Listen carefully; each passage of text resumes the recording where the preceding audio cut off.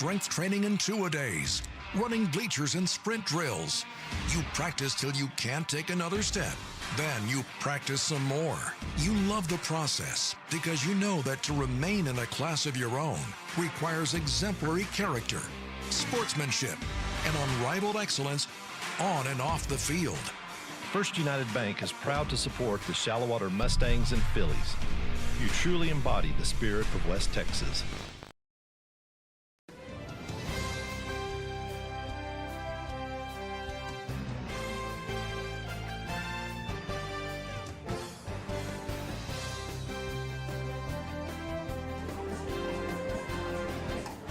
It's the first Friday in October. Half of the regular season is already behind us. The games now just get bigger and bigger from this point forward, and we have a great one in Shallowater tonight. Two 3A powerhouses meeting at Todd Field.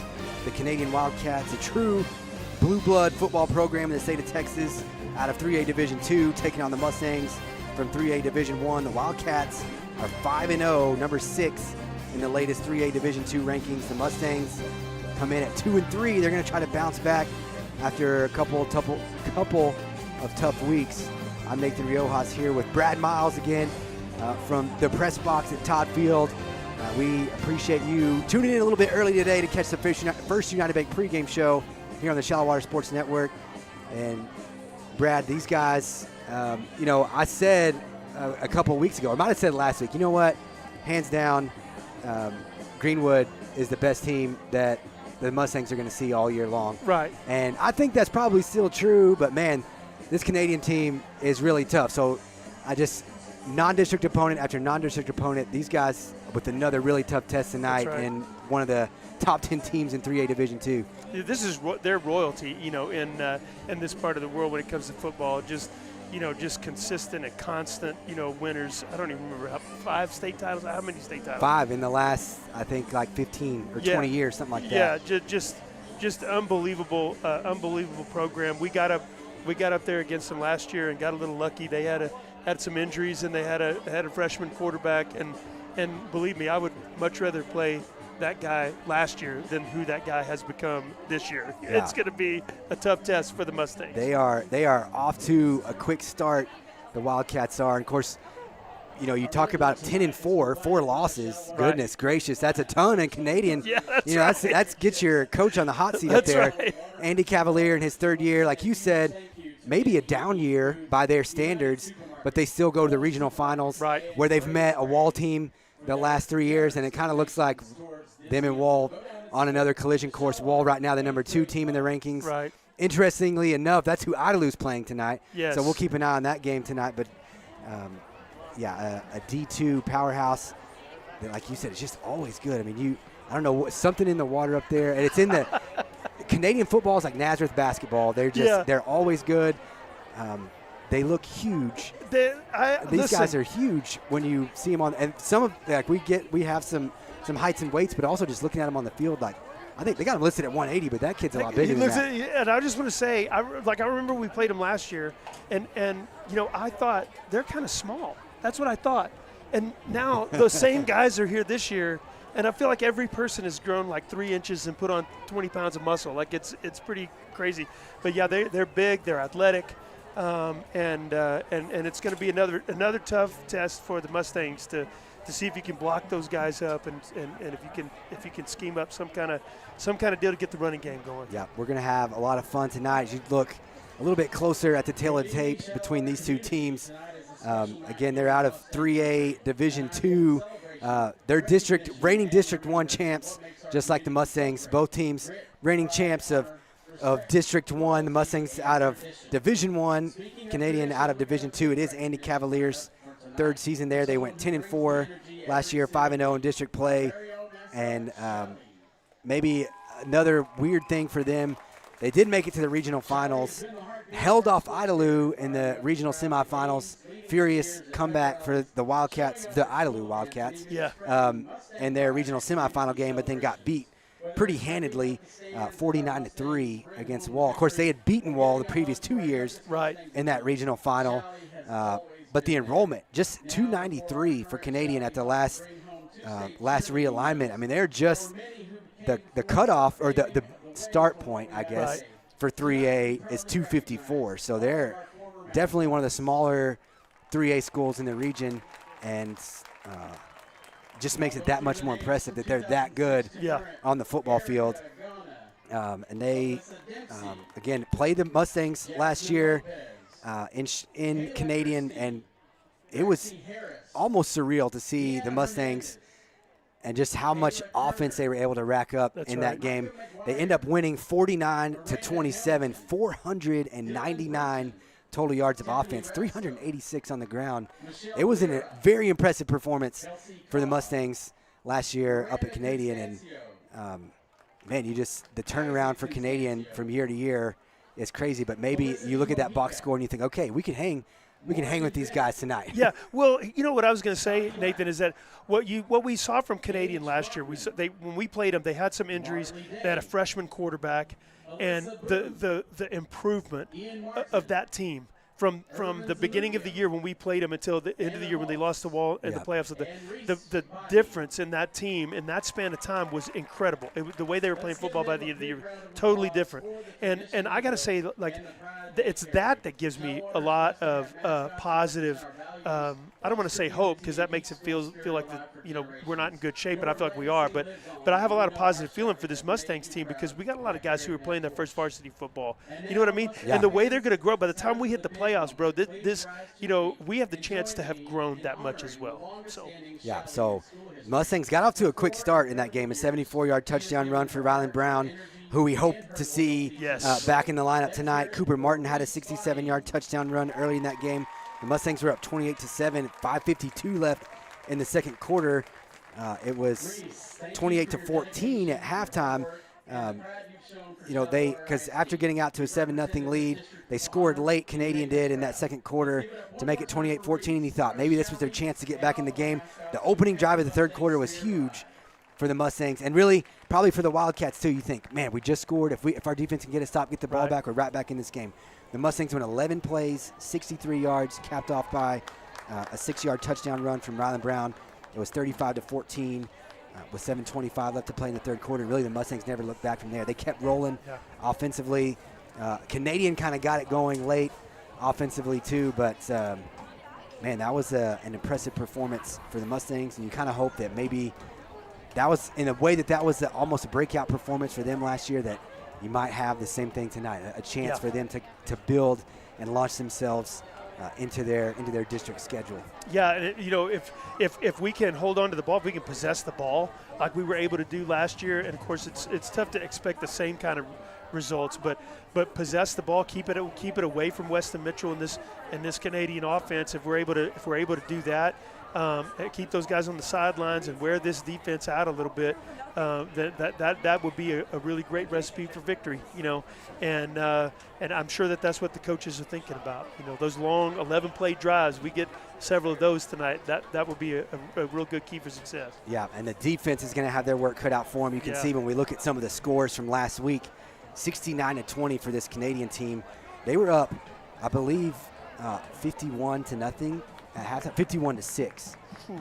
No, 62-6, excuse me, in that game at halftime. So the second half, they did all their scoring. They played half a football game, and they beat Sunray 69-20. They've got other big scores, 65-28 over Muleshoe, 40-35 over a good Dumas team. They beat Bushland 24-14. So you see that Dumas squad that got handled by this Canadian team. It turns out they're pretty good. They handled Bushland 37-14. Dalhart looks really good. As we're getting closer to our district schedule, you think, man, that's going to be a tough game, especially heading up the road to Dalhart.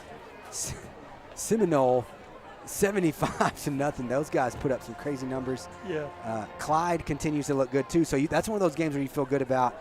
You look at Greenwood, Clyde. Clyde played us really tough, especially compared to the way they did last year too. Right, yeah. That's an improved football team, but they keep rolling, and you think, man, that's a pretty good team. So you look at the Mustangs non-district, they've played some really good teams, and you feel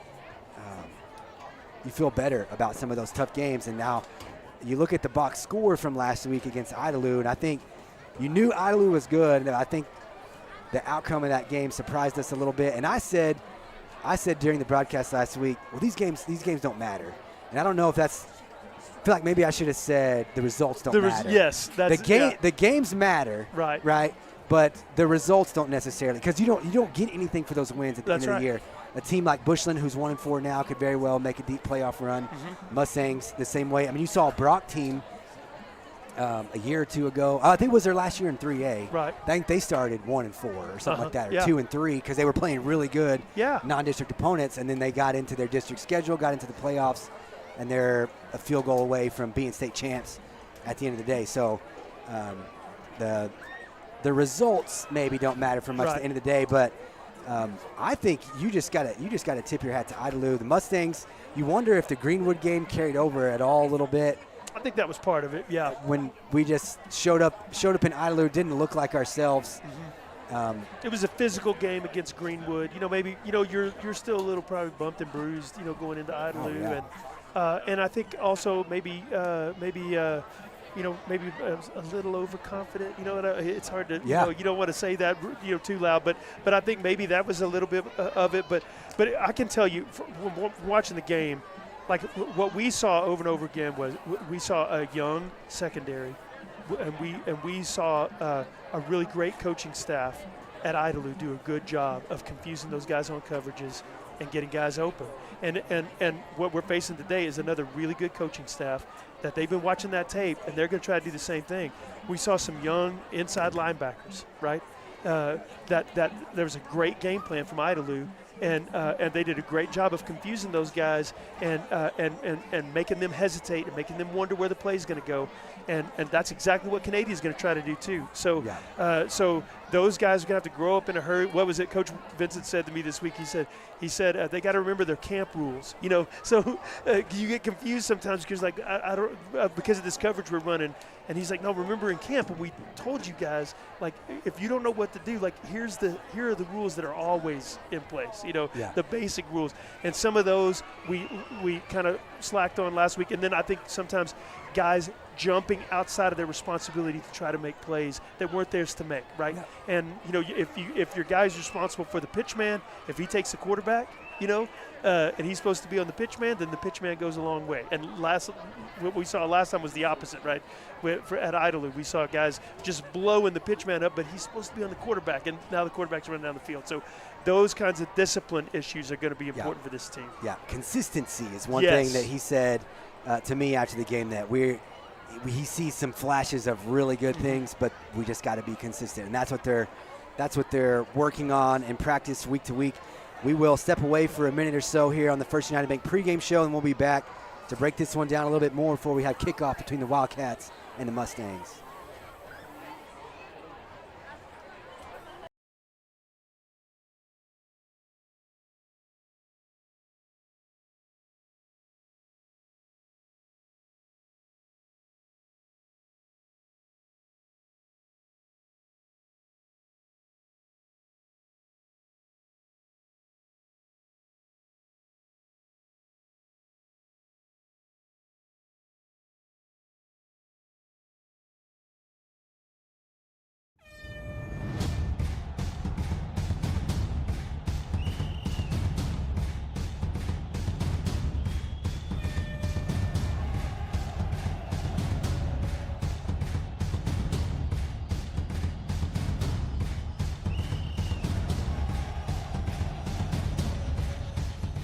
People's Bank is a proud supporter of shallow water athletics. Let's go, Mustangs and Phillies.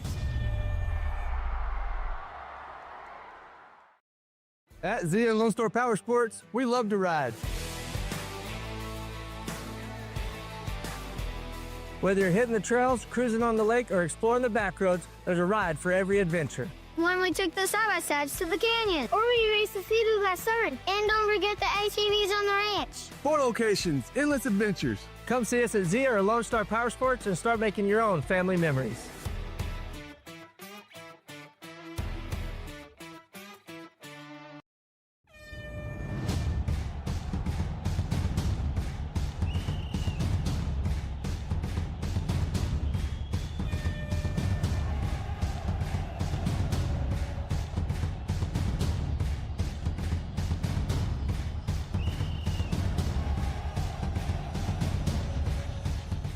People's Bank is a proud supporter of shallow water athletics. Let's go Mustangs and Phillies. For over 40 years, St. Clair Orthodontics has cared for our patients with the latest and cutting-edge orthodontic care. We see this as our mission field, where we have the privilege to care for you beyond your smile, helping you find confidence, hope, and the smile you've always dreamed of. We truly believe that in this office, thousands of lives will be changed. Start your smile journey with St. Clair Orthodontics by scheduling your free consultation. You can find us online or call us today. It's strength training in two-a-days, running bleachers and sprint drills. You practice till you can't take another step. Then you practice some more. You love the process because you know that to remain in a class of your own requires exemplary character, sportsmanship, and unrivaled excellence on and off the field. Spirit Mortgage is proud to support the Shallow Water Mustangs and Phillies. You truly embody the spirit of West Texas. Noble Fence Company has been in business since 2001. Owners Branham and Lee Noble are proud West Texans, born and raised in Lubbock and Texas Tech alumni. Now, Lee and Katie are proud members of the Shallow Water community supporting the Mustangs and Phillies. At Noble Fence, our main focus is customer service. Contractors can be hard to deal with, but our goal is to make your fence job as easy as possible while building the highest quality fence possible. We specialize in customizing a fence to fit your individual needs using only the highest quality materials and unsurpassed workmanship. We strive to build quality fences, but more importantly, quality relationships with the great people of West Texas. Find us at noblefence.com and call or email us today.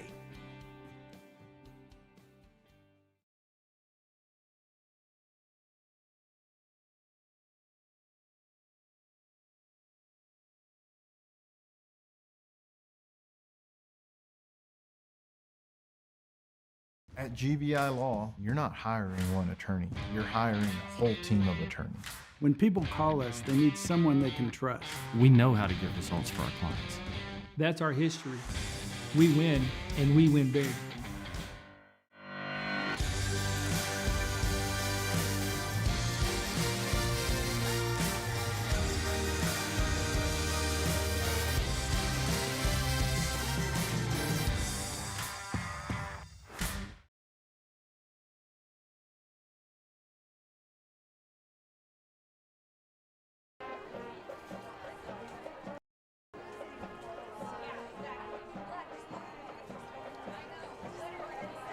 Welcome back to Todd Field, and welcome back to the First United Bank pregame show here on the Shallow Water Sports Network. We've got a special treat for you as Coach Kurt Richardson has joined us in the booth, and this was a very impromptu visit. That's we right. appreciate him being a good sport. Yeah. Because he's next door.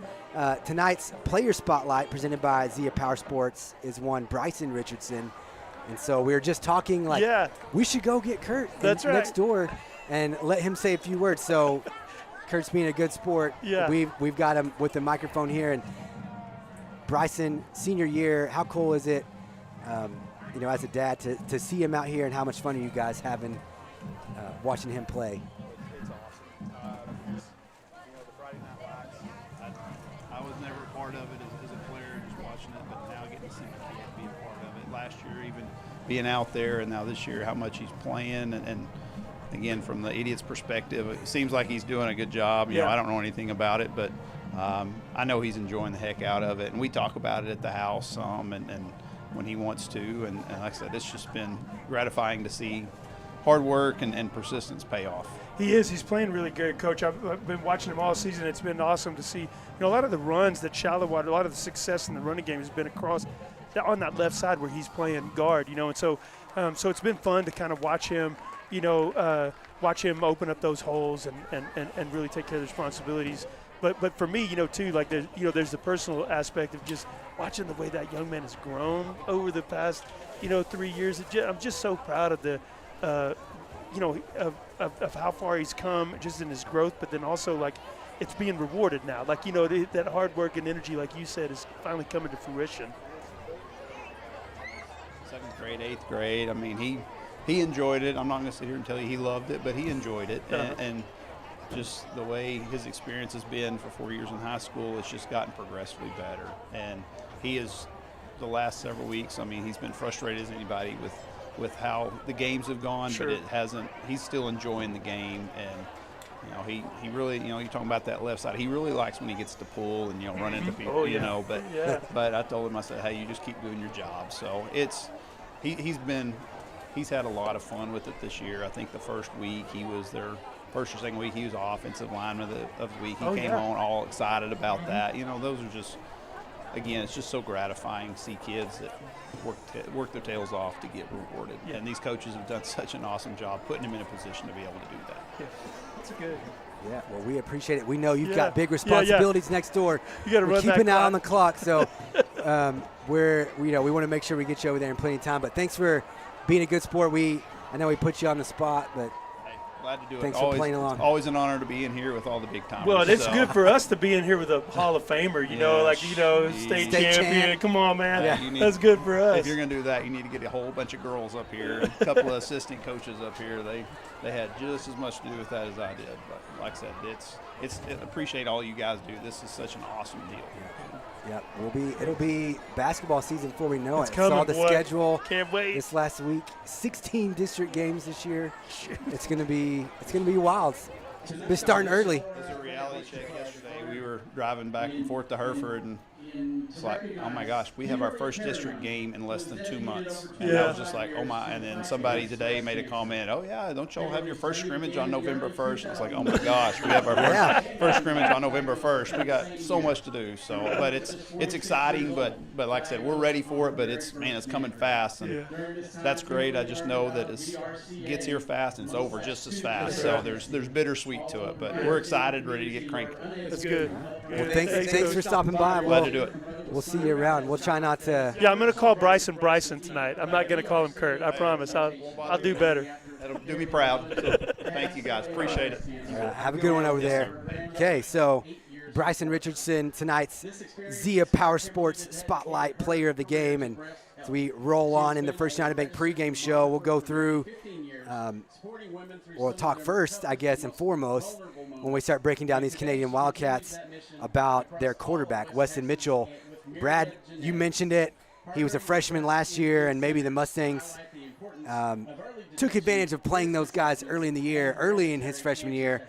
Now a full year under his belt, looks really good in his sophomore season, and a dual threat guy. I mean, he's one of those guys that they've been pretty effective in the pass game. They're putting up huge numbers, averaging, 46.2 points per game so far this season.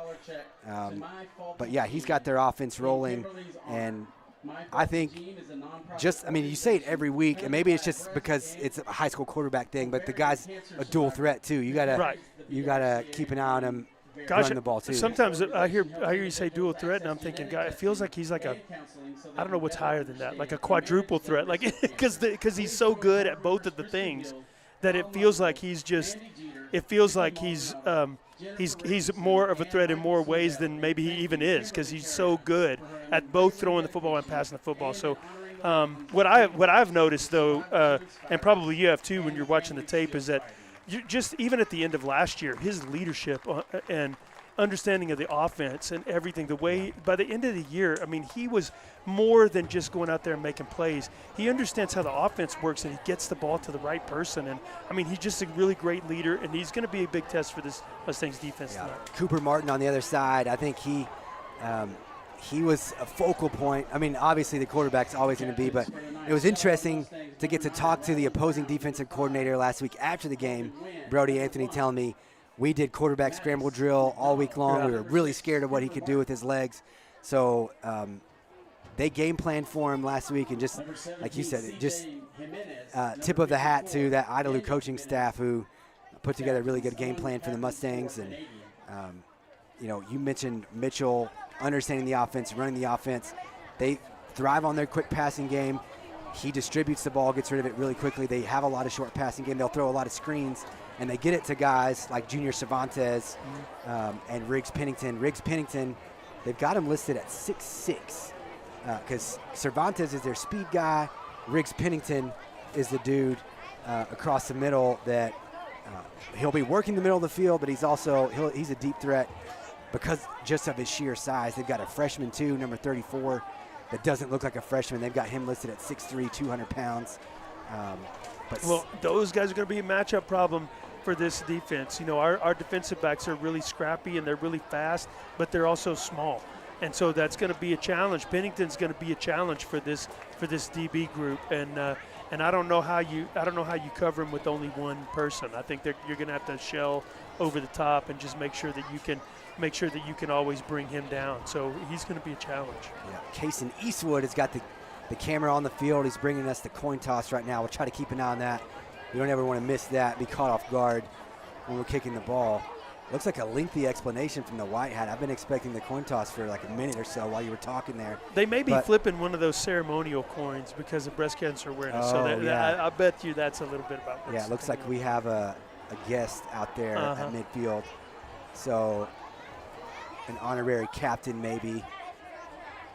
And it looks like whatever Canadian called, they won the toss, and they will take the ball to start this game tonight. And we're highlighting some of those players. Slayton Dickinson, senior running back.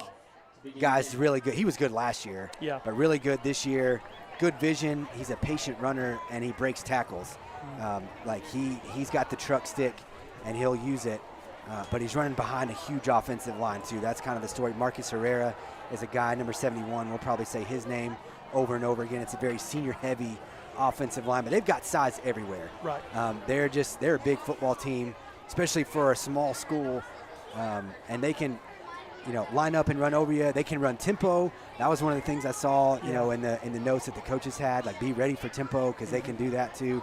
They'll throw a little bit of everything at you, and just when you get tired of Dickinson, running it over and over again, that's when they'll burn you deep with Pennington. So Junior Cervantes is a guy, not just at wide receiver position, but punt returns, kick returns.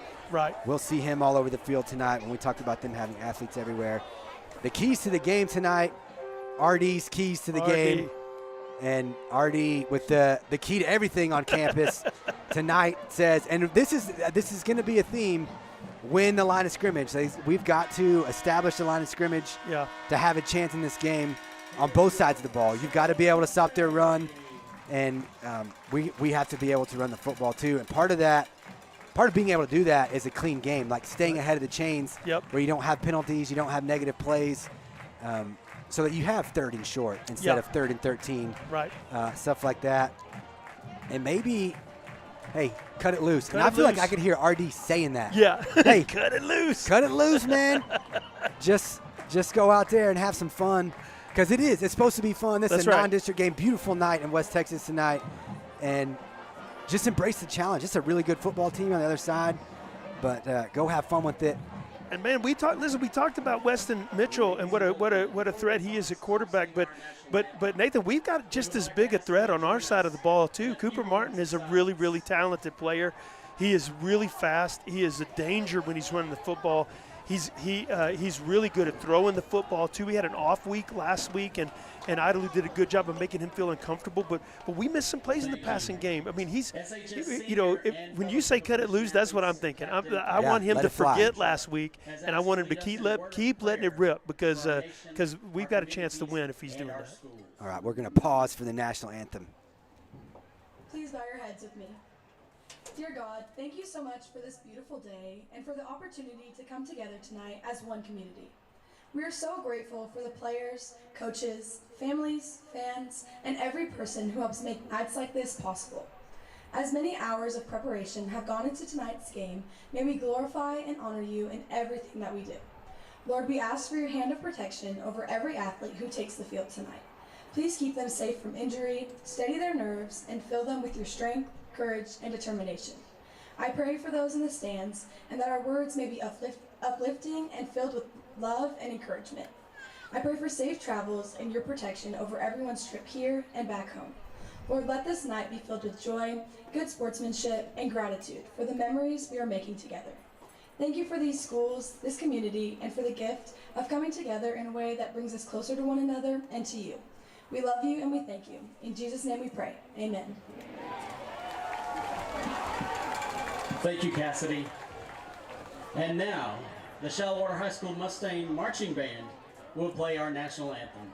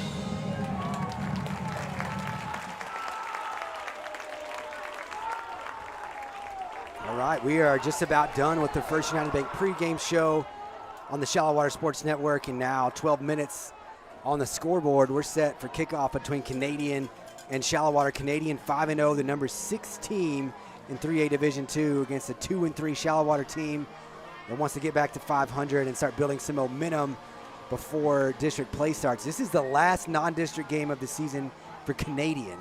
The Mustangs will have Pecos next week, and then we have a bye week before we start district play. Part of that 4-team district, only 3 district football games for us, so kind of crazy, but it's the last one. Mustangs have 8 quarters, Canadian just with 4 to get ready for district play, and Canadian won the toss tonight. They'll take the ball first. They're going to get Weston Mitchell and that offense that's averaging over 46 points per game. They'll get them on the field first. Slayton Dickinson, number 21, you'll see him early and often. He had over 1,600 yards rushing last year, 21 touchdowns. They said he averaged 8.5 yards per carry last year. So I think they went nuts in district play. And they're in a district with Dimmitt, Friona, some of those other schools. Sunrays. Well, I think Sunray's a division down. I think they're 2A, but they step up into D1 play tonight to take on the Mustangs, but they are, like you said, football royalty in West Texas, a true juggernaut. Braden Swanson has it teed up. Dickinson is back to return, as well as number 14, Chris Flores. Flores will field it around the 12. He slipped down, and so he'll be called down in front of the 20-yard line. So not a bad start for the Mustangs on special teams. Yeah, that's the way you want to start. You want to now you got to capitalize on this field position and try to get a good stop here, a good 3 and out, and then get the ball back so that you can get in a good field position with an opportunity to score. So start at their own 17-yard line. Mitchell with Dickinson in the backfield. They've got 4 wide receivers and an option play for Dickinson. Well played by Truett Vaughn, and a nice start, no gain. And that's going to be the hallmark for this team. They're gonna have to find those gaps and sprint through them all night. Here's the hurry up they warned us about. Mitchell with the keeper, Clanahan and carry on there. Daniel Rideout also helps him clean that up.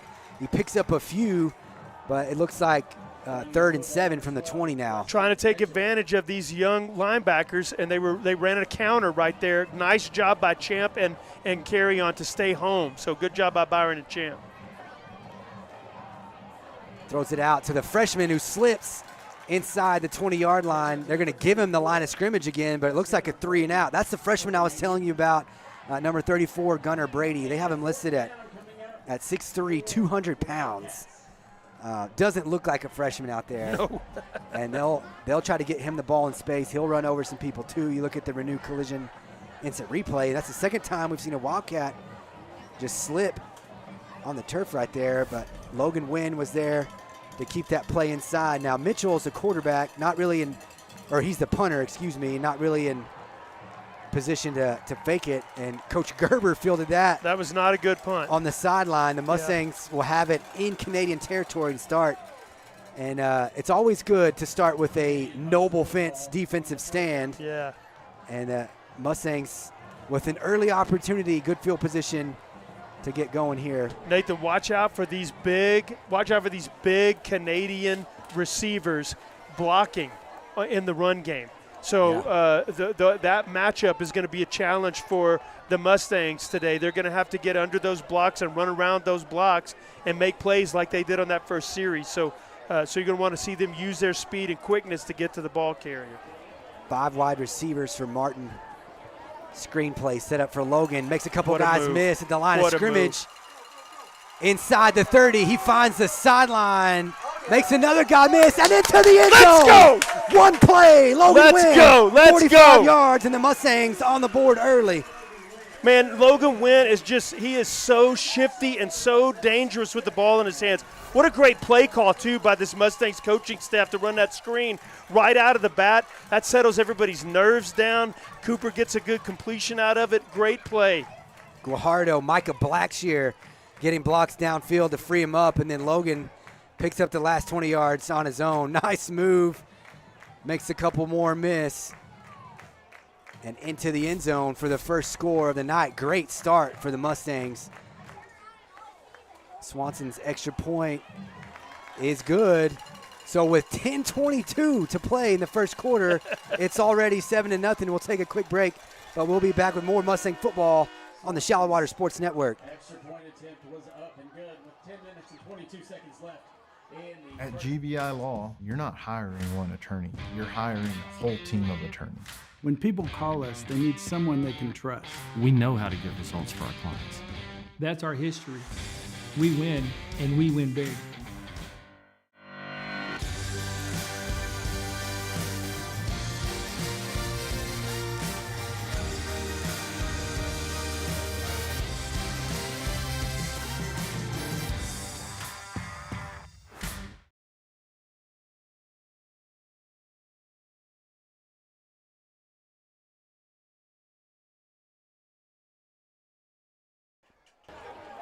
Welcome back to Todd Field. The Mustangs forced a 3-and-out on Canadians' first possession. They had great field position and one play, 45 yards. Cooper Martin drops it off to Logan Wynn on the screenplay, and the Mustangs are up 7-0. And really, Canadian wasn't unprepared for that, I guess. I mean, you saw number 51, Eduardo Jaquez. He was there to make the play, and Logan just made a miss. He made a lot of guys miss. There were two guys right there when he caught the ball, and he just ran away from both of them and then made several great moves down the field to get into the end zone, not be satisfied with a long play, but with a touchdown. Fielded at the 10.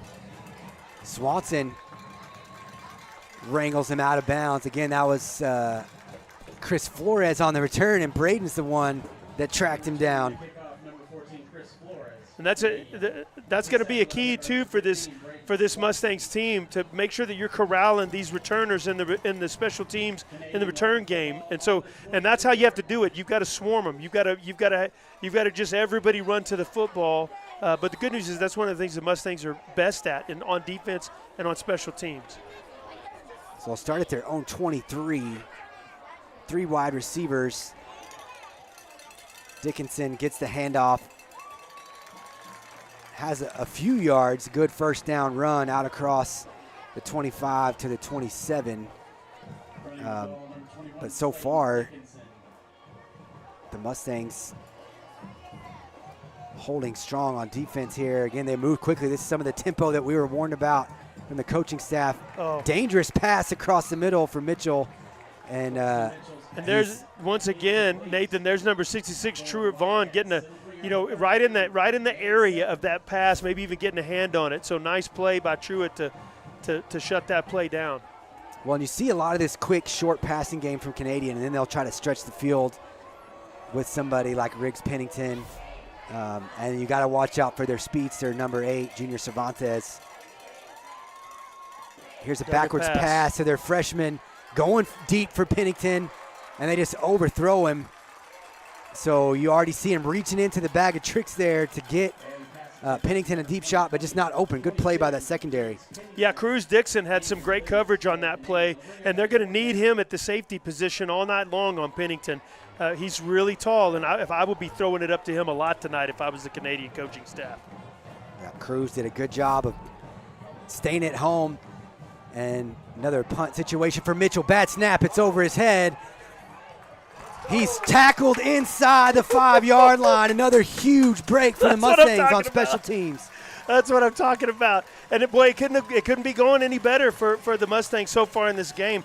You remember what we talked about too, Nathan, at the top of the show. We talked about that secondary with a lot of guys who are they're just now starting in varsity.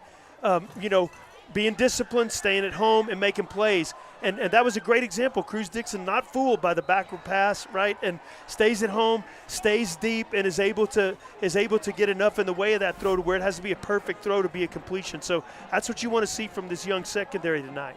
That ball got far enough away from Mitchell that Jeter almost had a chance to think about scooping that up, but instead they wrap him up. First and goal from the 3. And here's Rylan Brown. Haven't seen him in a couple weeks. Good to see him back out on the field. He gets his first carry. He stopped for no gain. But good to see Rylan out there. And you see some big bodies. Number 71 is one you'll see all night long. Marcus Herrera on both sides of the ball. They run behind him a lot, and he is a run stopper in the middle. That defensive line doesn't move a whole lot when you're trying to run the ball. And you can see, we talked in the before the game started, that Garrett Boschma, they've got him moved over to right guard, and you're going to see him pulling and moving a lot tonight to open holes in the running game. Trenton Medley motions over left side. Ryland tries to follow him up the middle, but not a lot working there as they lose a yard back to the 4. And now 3rd and goal from there. So just the 4th play that we've seen the Mustangs run offensively coming right here on 3rd and goal. Right, yeah. But their first 2 run plays not really going anywhere, and that's one of the things you want to see the Mustangs start to turn around. You want to see some success running the ball. They go back to a 5 wide receiver set. Logan in motion. Martin's going to keep it, try to get some room left side. He is wrapped up at the 3, slung down by number 22, Riggs Pennington. That looked pretty ugly when he went down. I'm glad he's standing back up.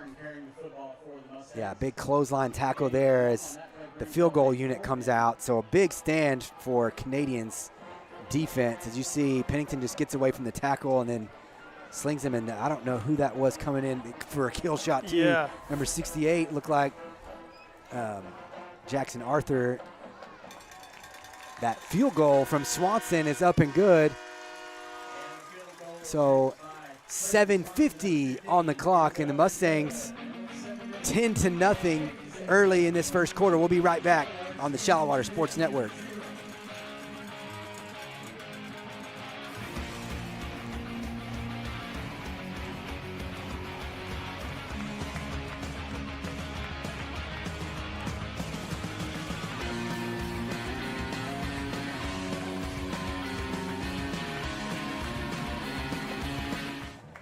Noble Fence Company has been in business since 2001.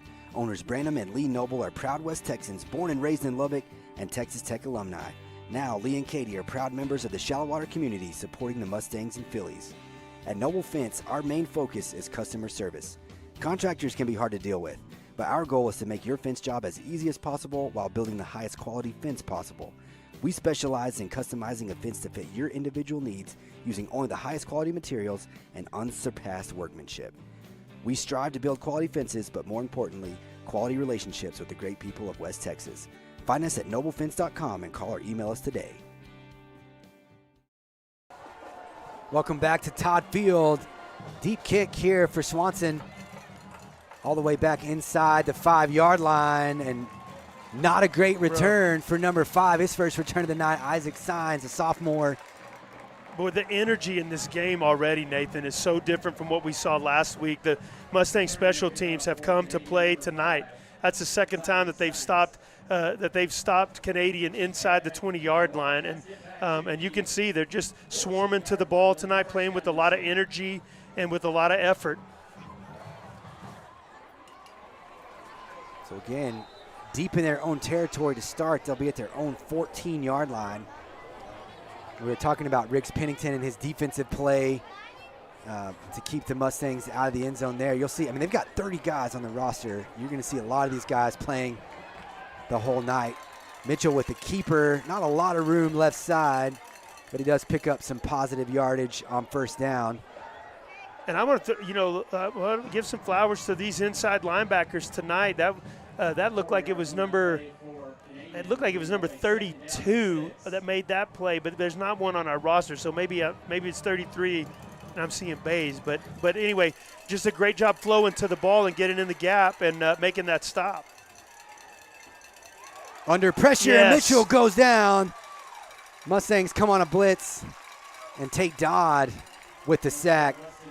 Tate Dodd is a problem, Nathan. He is so fast, and he plays with such a high motor that he is a challenge for opposing offensive lines to match up with, and he could really be a key to this game as it goes on.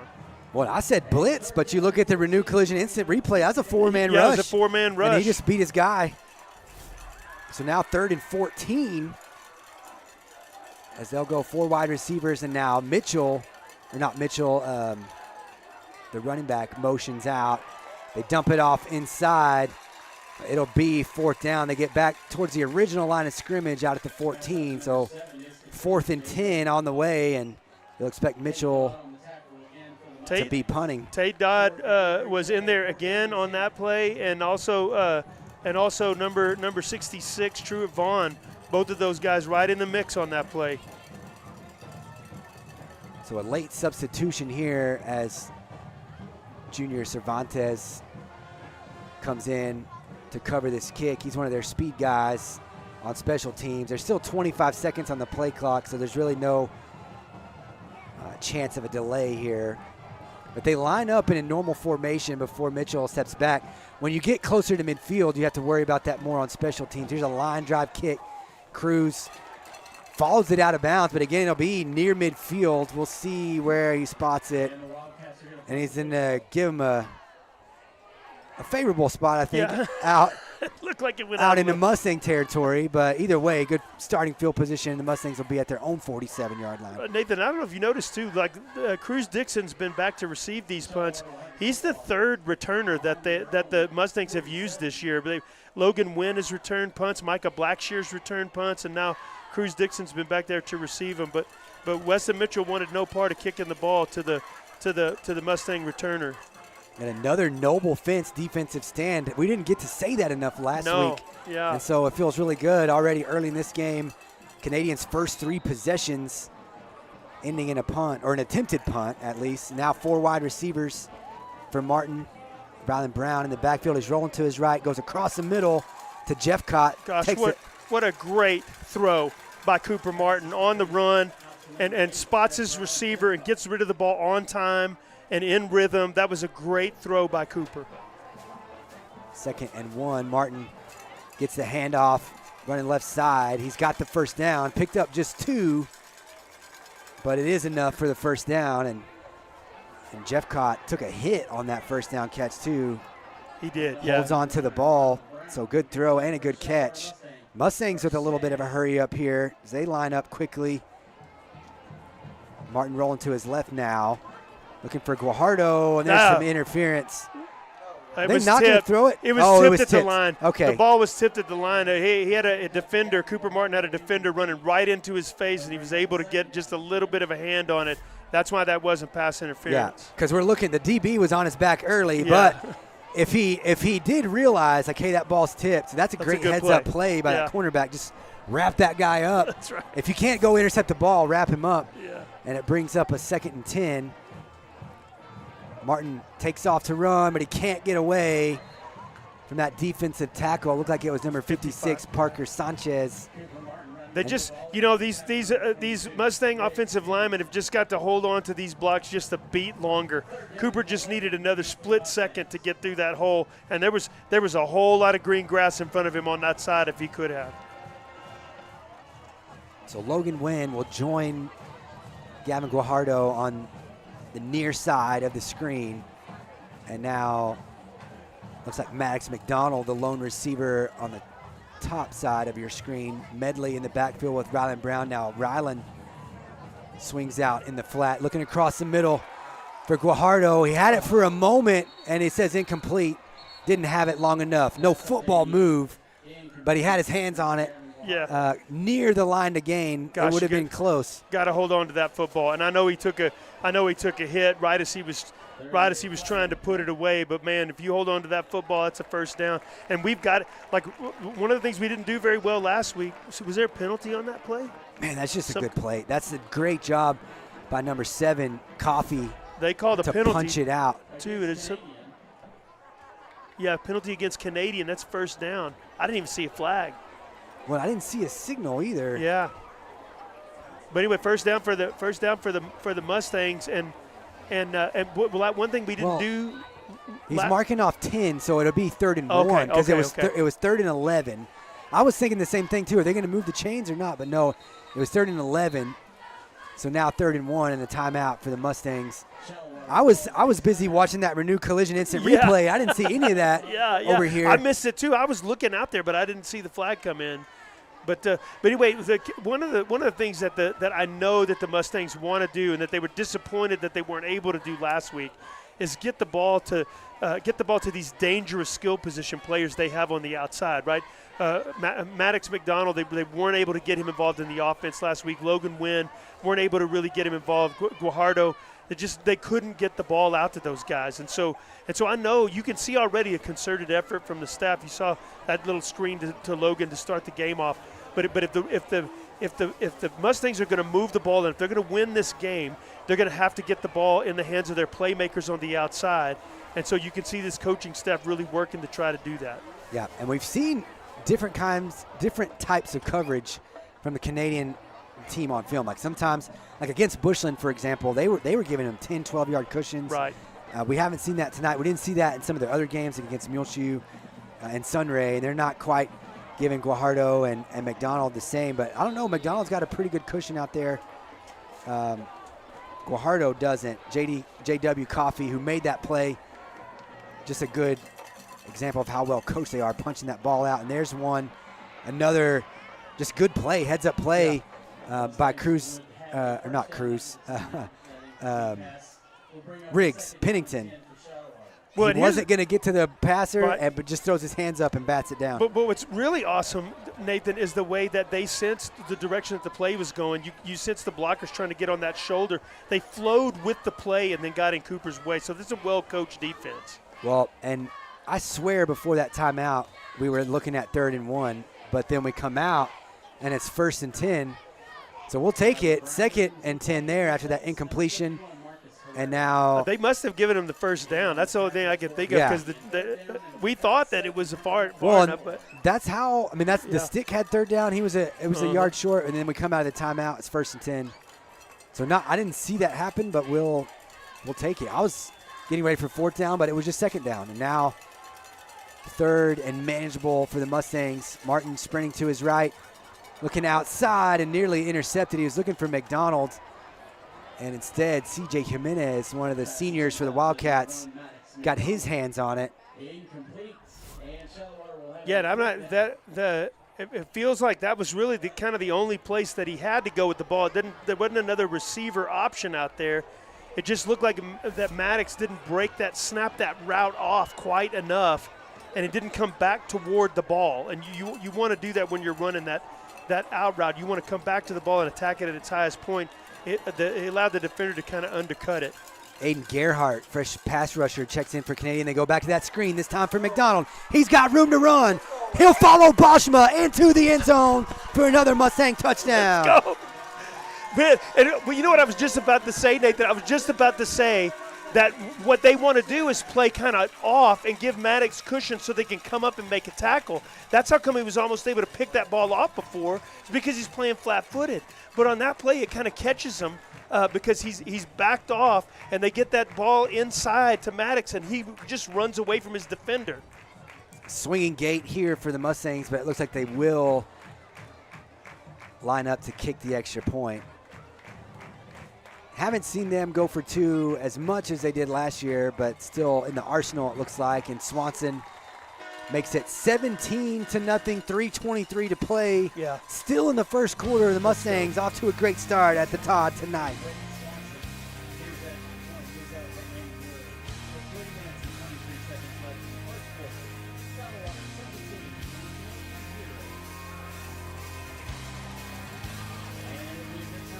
At Zia Lone Star Power Sports, we love to ride. Whether you're hitting the trails, cruising on the lake, or exploring the back roads, there's a ride for every adventure. When we took the side-by-sides to the canyon, or we raced the Sea-Doo last summer, and don't forget the ATVs on the ranch. 4 locations, endless adventures. Come see us at Zia or Lone Star Power Sports and start making your own family memories.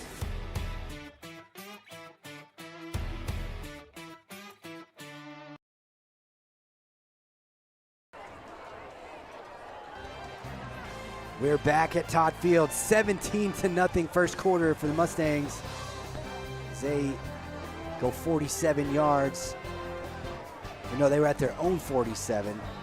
So they go 53 yards for a score. Maddox McDonald on the receiving end of Cooper Martin's second touchdown.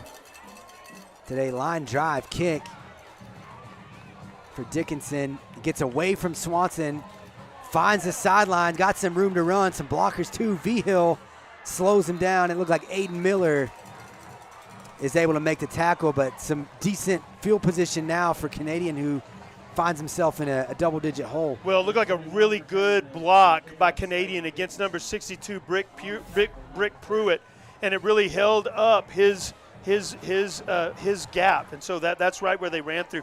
I just want to say, what a great play. We're watching the replay here. What a great play by Cooper Martin, just throwing the ball on time, throwing the ball in rhythm within the structure of the offense. And you see when you get the ball in the hand of your playmaker's hands in rhythm like that, good things can happen for your offense. Second time that screenplay has gone for a big touchdown, that one for 29 yards. And now Mitchell rolling to his right. He's looking deep down the field. Micah Blackshear in coverage, but it gets behind him. He was right there. C.J. Jimenez hauls it in, and a one-play, 40-yard touchdown strike to number 17, Jimenez. That's just a really great throw from Weston Mitchell. You know, when you've got a good trail coverage like what Micah Blackshear had right there, the quarterback just has to be able to drop that ball kind of in the bucket on the other side of it. And to Mitchell's credit, that's exactly what he did. You know, you'd like for Micah to kind of to wait to jump a little bit, to not look back for the ball quite as soon. And maybe he could have stayed a little closer, but that's a great throw by Weston Mitchell, and I don't know what you do about that. Extra points good. It's 17-7, 3:03 left in the first quarter. We'll be right back on the Shallow Water Sports Network.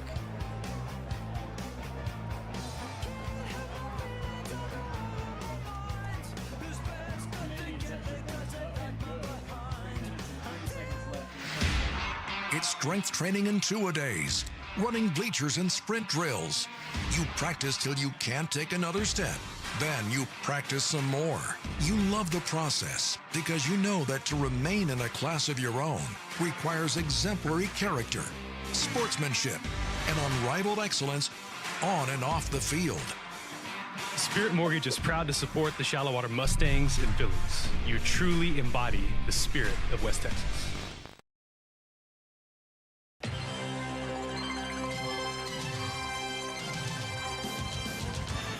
17-7 here in Shallow Water. Canadian with a quick strike, good kick return from their running back Slayton Dickinson, and then one play, 40 yards from Mitchell to C.J. Jimenez.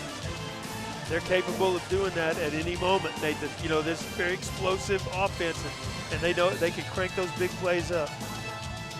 Yeah, that's what makes a team like this so hard to defend, is because they can run it and run it and run it, or they can do that, throw it over the top, and get huge plays in the passing game. Here's a kick out of bounds. McDonald was there to make sure that it did go out of bounds. And so good field position again for the Mustangs. That's an advantage for the Mustangs, you know, in both punting and kicking. We haven't seen very effective punts or kicks out of Canadian so far in the game. And if that continues for the rest of the game, that's a really distinct advantage for the Mustangs to start, 10 or 15 yards further than where they would have started. You know what I mean? I think that's an advantage. They'll start at their own 34-yard line. They've scored on all three of their first possessions. Of course, they got one after a bad snap on a punt attempt. They started at the Canadian 3 and just got 3 points out of that. Martin pulls it from Rylan Brown and then was trying to get rid of it. That should be an incomplete pass. Well, it may have been caught by an offensive lineman. I don't know, but that's going to be an ineligible receiver probably if it was. Yeah. And so that's a penalty against the Mustangs. Yeah, that flag was thrown by the head linesman. And now they're all talking about it. They're picking it up. Yeah, so they waved the flag. He did have Rylan Brown in the area, and I think that's maybe who he was trying to flip it to. You could see him think about it and then go ahead and pull the trigger. Like right here, He looks at Ryland and then says, "Okay, yeah, I'm going to get rid of it." Yeah, but it does hit Champ right in the gut. But I think he dropped it. Praise God for lineman hands. And then that's why it's an incomplete pass. But they marked the ball back. Oh, no, they did. They called it a completion. What? I don't feel like he could have been an eligible receiver on that play. Yeah, and now you see. Yeah, there's going to be a conversation about that. Because it should be an incomplete pass in 2nd and 10. 2nd down and 16 for the Mustangs.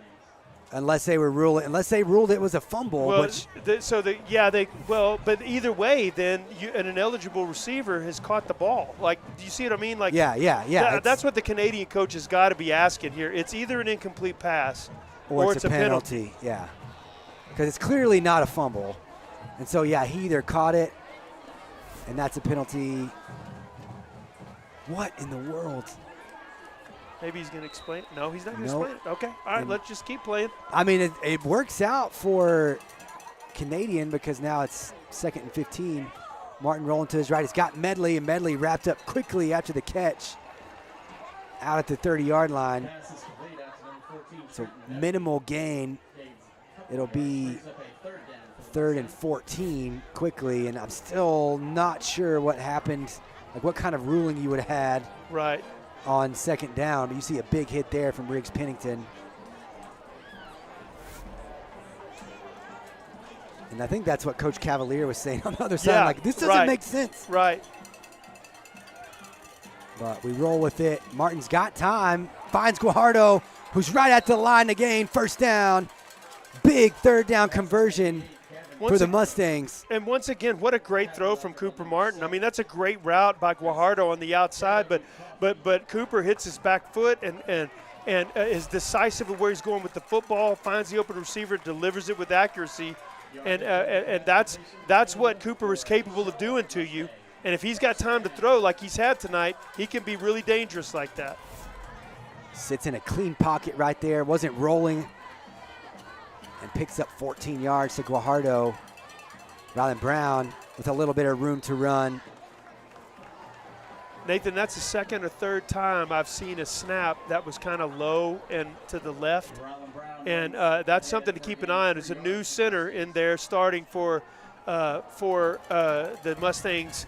The Mustangs tonight. Jet Smith is deep snapping the ball, and so anytime you make a change like that, sometimes it takes a while for everybody to kind of get used to what's going on, and that's a second snap that's been a little bit dangerous and has disrupted the rhythm of the play a little bit. So just a gain of 2. The umpire dropped his flag there in the middle of the pile right at midfield, goes and talks to the white hat, and we have an unsportsmanlike penalty on Canadian. So instead of 2nd and 8, it's an automatic 1st down. And I can tell you what this is, number 71 or number 70 maybe for the Canadian Wildcats. What he'll do sometimes after the play is over, so he'll just kind of lay on the runner or the receiver after the play's over, and I think that's what they got him for. He's done that now a couple of times. 4 wide from Martin. Ryland again in the backfield. And he'll get the carry this time. Not a lot of room to run. There's number 71, Marcus Herrera. He was the first one to wrap him up. Got some help from Parker Sanchez, it looked like. And no gain to make it 2nd and 10. Mustangs going to snap the ball with just under 30 seconds on the play clock. Logan was going to take that end around, but a pre-snap penalty. Looks like a false start. I was going to say false start or illegal motion. It looked like there were 2 people moving at the same time. Well, you hate to take the ball out of Logan's hands. You're looking forward to that play to see what he's going to do if he can get it around the edge. Right. So now 2nd and 15. Martin rolling out to his right, looking deep for McDonald. He's got him down there on the sideline. What a catch! What a catch! And catches the corner of the end zone. Oh my gosh, what a catch! He got beyond the pylon, but the line judge says he steps out at the 2. What a catch, and almost a score for Maddox McDonald. Oh, he's got his hands on his head, man. He can't believe he didn't get in the end zone on that play. But great throw by Cooper Martin. He drops it right in the bucket. And then look at this catch by Maddox McDonald. Just look at the concentration. He just stole that from the defender. Man, what a beautiful play. Man, I don't know how he didn't get in, y'all. But maybe. I mean, we're a long way. Yeah, maybe we don't have a great angle on that. Looks like he got pulled out of bounds. Martin, straight run off the right side. He dives in, and he's in for the touchdown. Cooper Martin from 2 yards out. 23-7, Mustangs piling on early. That's what I'm talking about. And Nathan, we were watching them play last week. We knew, look, this is not the same. This is not the team that we saw the first couple of games of the season. And this team, this offensive performance, much more what they're capable of. And it's just really good to see this offense clicking on all cylinders today. Swanee's extra point is good. 42 seconds left to play. We're still in the first quarter. It's 24-7.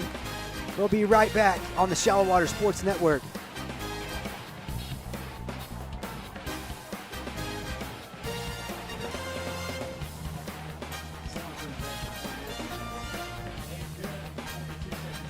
For over 40 years, St. Clair Orthodontics has cared for our patients with the latest and cutting-edge orthodontic care.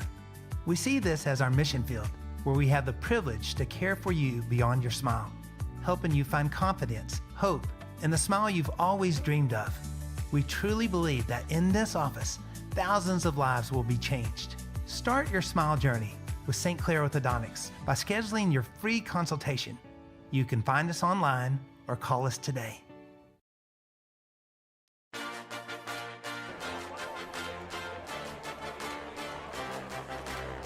We're back at the Todd. Nathan Riojas and Brad Miles with the Shallow Water Sports Network crew. Crazy 24-7 start. Still 42 seconds left to play in the first quarter. We've seen a lot of offense. Mustangs go 7 plays for 66 yards, aided by a couple penalties on the Canadian side so far, but they cash it in. 24 points in the first quarter tonight for this Mustang offense. Swanson has it on the tee.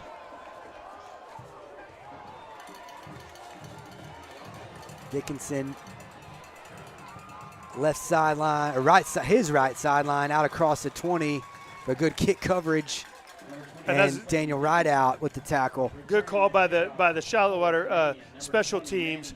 They kicked to the left side, and the kick return was clearly being set up on the right. So good job by these coaches to identify which way they're wanting to run with the ball and kick it the other direction. So they'll start at their own 23. There's been a huge disadvantage in field position for the Mustangs tonight. And it's not easy for a Canadian to flip the field because they don't have a really great punter, and so if they don't get some yards and drive down the field, they're going to have a hard time flipping this field position. Pitch out to Dickinson, and he's tripped up just south of the 25-yard line. Great pursuit once again by this Mustangs defense, and particularly these linebackers flow into the ball decisively and quickly. 2nd and 7 might be the last play of the first quarter as he slings it out to Dickinson in the flat. Nice open field tackle from Jeter. And he's forced out of bounds with 2 seconds left. I shouldn't have said anything. Yeah, that's right. That's it. So was that 32 or 22? Okay, so I don't see 30. Who's 32 on our? We don't have a 32, but there's a 32 out there playing. Yeah, so we'll have to try to get that as there's a run from Mitchell. He gets the first down. Mustangs had an opportunity on 3rd down to get off the field, but Mitchell just needed 4, and he got about 7. It'll be 1st and 10 at the 36 when we start the second quarter, 24-7. We'll step away, but we'll be back with more Mustang football on the Shallow Water Sports Network.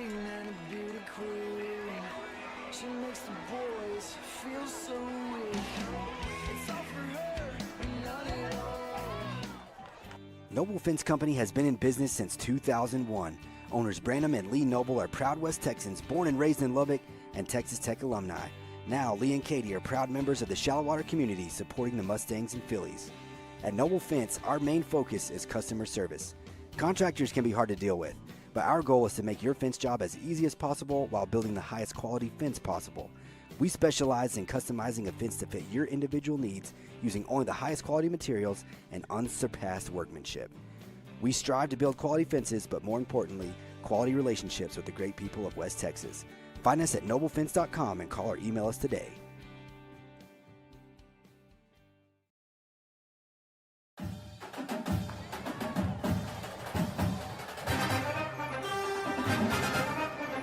Welcome back to the second quarter. My apologies to Bryce Cooper, number 32. We don't have him on the roster. It's been updated several times since the beginning of the season. Here's Mitchell, a keeper, right up the middle, now bouncing outside the numbers, breaks a few tackles before looked like Foster forced him out of bounds, number 17. He's just a big, strong runner, Nathan. He got out there and Logan Wynn had a chance at him, but he just kind of ran over him. Quickly to the line now, going deep across the middle. That was Foster on the last tackle. And he and I guess Baze Barker right there on the pass coverage. They were looking for number 22, Riggs Pennington, across the middle. Take a look at the renewed collision instant replay. Yeah, Barker kind of underneath that route. It was Foster that was challenging Pennington. That's a great play by Easton Foster. Now 2nd and 10. Dickinson on the ground again, and a nice tackle. What a play by Garrett Boschma. The Bosch. He just came flying through the line right there and brought the runner down by the shoestrings. What a great play. We've seen that a couple of times from that interior defensive line, just getting off blocks. Tate Dodd got way in the backfield too, so they're getting off blocks to get into the backfield. Pennington or Mitchell looking deep this time. He was looking. That's Easton Foster again for Jimenez. Yeah, and that's Easton Foster with a great pass breakup. He just timed that perfectly, Nathan. He timed his jump and just and was able to get a hand in there and knock that down. That's a great play from the sophomore. See, Mitchell was able to step into that and get behind it. Logan Wynn was right there. Foster comes over from the safety position. So a big play from Easton. It's 4th and 11. 4 wide receivers. Then Coach Vincent calls a timeout. And this is where that punt formation kind of messes with you, because when Mitchell is your punter, they line up. They could go for it. Yeah. Or he could step back and give you a quick kick. I think here you're probably more inclined to go for it, even though it's 4th and 11. Unless you have a really good punt, that pins them down, around or inside the 10-yard line. Right. You're not really going to gain a whole lot of field position if you don't pick up a first down. So you feel like probably going to go for it. Coach Vincent didn't like something that he saw, so he uses a second timeout. But if I'm Canadian and I'm thinking about how the Mustangs have just completely, shredded the defense so far in the game, I'm almost like, man, I hate to give them the ball at the 41 yard line, Yeah. because they've just been moving the ball so well. But yeah, I'm with you too. At this point of the field, it makes sense to go for it. It would be easier if it was like 4th and 5. 4th and 11 is a little harder. But I do think that they feel like I do think Canadian feels like that they have receivers that are a matchup problem for the Mustangs, and that they can get them the ball when they need to on these 3rd and long, 4th and long plays. And so I think they've got a lot of confidence in their ability to do that. Well, what's crazy on film, you'll see them run Dickinson behind. They can run somebody in motion, either 34 or 22, and run power behind those guys. But instead, they spread them out. They go to Pennington across the middle, and a big 4th down conversion on the crossing route. The big guy, they've got him listed at 6'6", and he pulls one in there. Such a great route and a really accurate throw by Weston Mitchell across the center of the field. He's back to pass again, looking across the middle, and Rideout got underneath that one. It hit him right in the hands, Nathan. I thought that was an interception. He did a great job of reading that route, and he got to the spot that the quarterback was going to throw the ball to before the receiver did, which is that's what a great safety does. So really great play, just got to hold on to the ball. Yeah, right great in the play hands. by Rideout. They read it very well. Boschma wraps up Dickinson in the backfield. Rideout helps him clean it up. Or no, that was Clanahan. That was like number 75. Champ and Garrett both they just play so hard and with such energy and effort all the time. And so good things happen when you play like that. Quickly, 3rd and long. Mitchell under pressure from gosh. Boschma, gets away, dumps it out in the flat to Dickinson. He's got Mustangs in his face. It'll set up another 4th down, 4th and long, this time 4th and about 8. But nice pressure from Boschma, disrupted that play, and then good open field tackle. Well, that's what you're going to need for the Mustangs. When Weston Mitchell did finally dump the ball off to the receiver, you had 2 Mustangs right there in the area that broke down and made the tackle in front of him, and that's what you're going to need. Rolling out to his right, Boschma again in his face, and Logan Wynn with the interception inside the 10-yard line. A big turnover. Give it up for Garrett Boschma on that play. Here's what Canadian has not reckoned with yet in this game, and what may be coming as somewhat of a surprise: the speed of this Mustangs defensive line. I mean, Garrett Boschma was on him in no time. He got off of that block and was on him so quick, and I just don't think that Canadian was able to handle the speed that he and some of these other linemen on the Mustangs defense have. Well, and if it wasn't 4th down, I don't know if Mitchell would have thrown that, but it's 4th down. He throws it up because if Logan didn't intercept it, it looked like Cruz Dixon was right there. That's right. To intercept it. But you got to give your guy a chance on 4th down.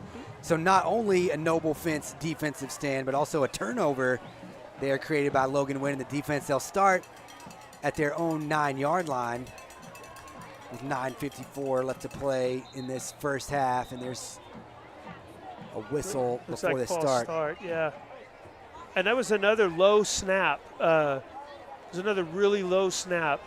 Cooper had to go down to get that one. And so, boy, when you're catching the ball in the end zone, you don't need that ball to be on the ground.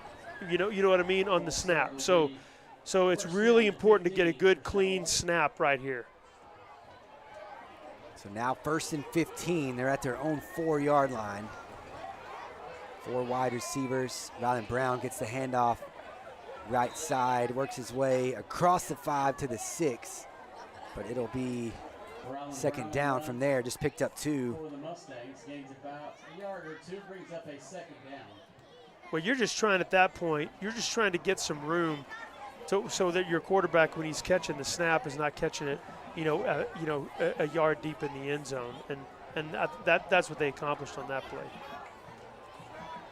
Same formation. He's got time. Outside for Guajardo. Nice hands.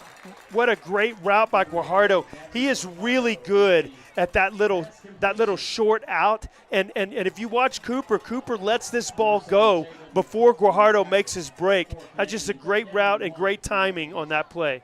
Picked up 12 yards on that play. Another low snap. Martin picks it up. And right at the line of scrimmage, he only needed a yard. Looks like they're saying it's 4th, and that's less than a yard. Because they don't need the 20-yard line. The chain's at the 19. He's looking at it.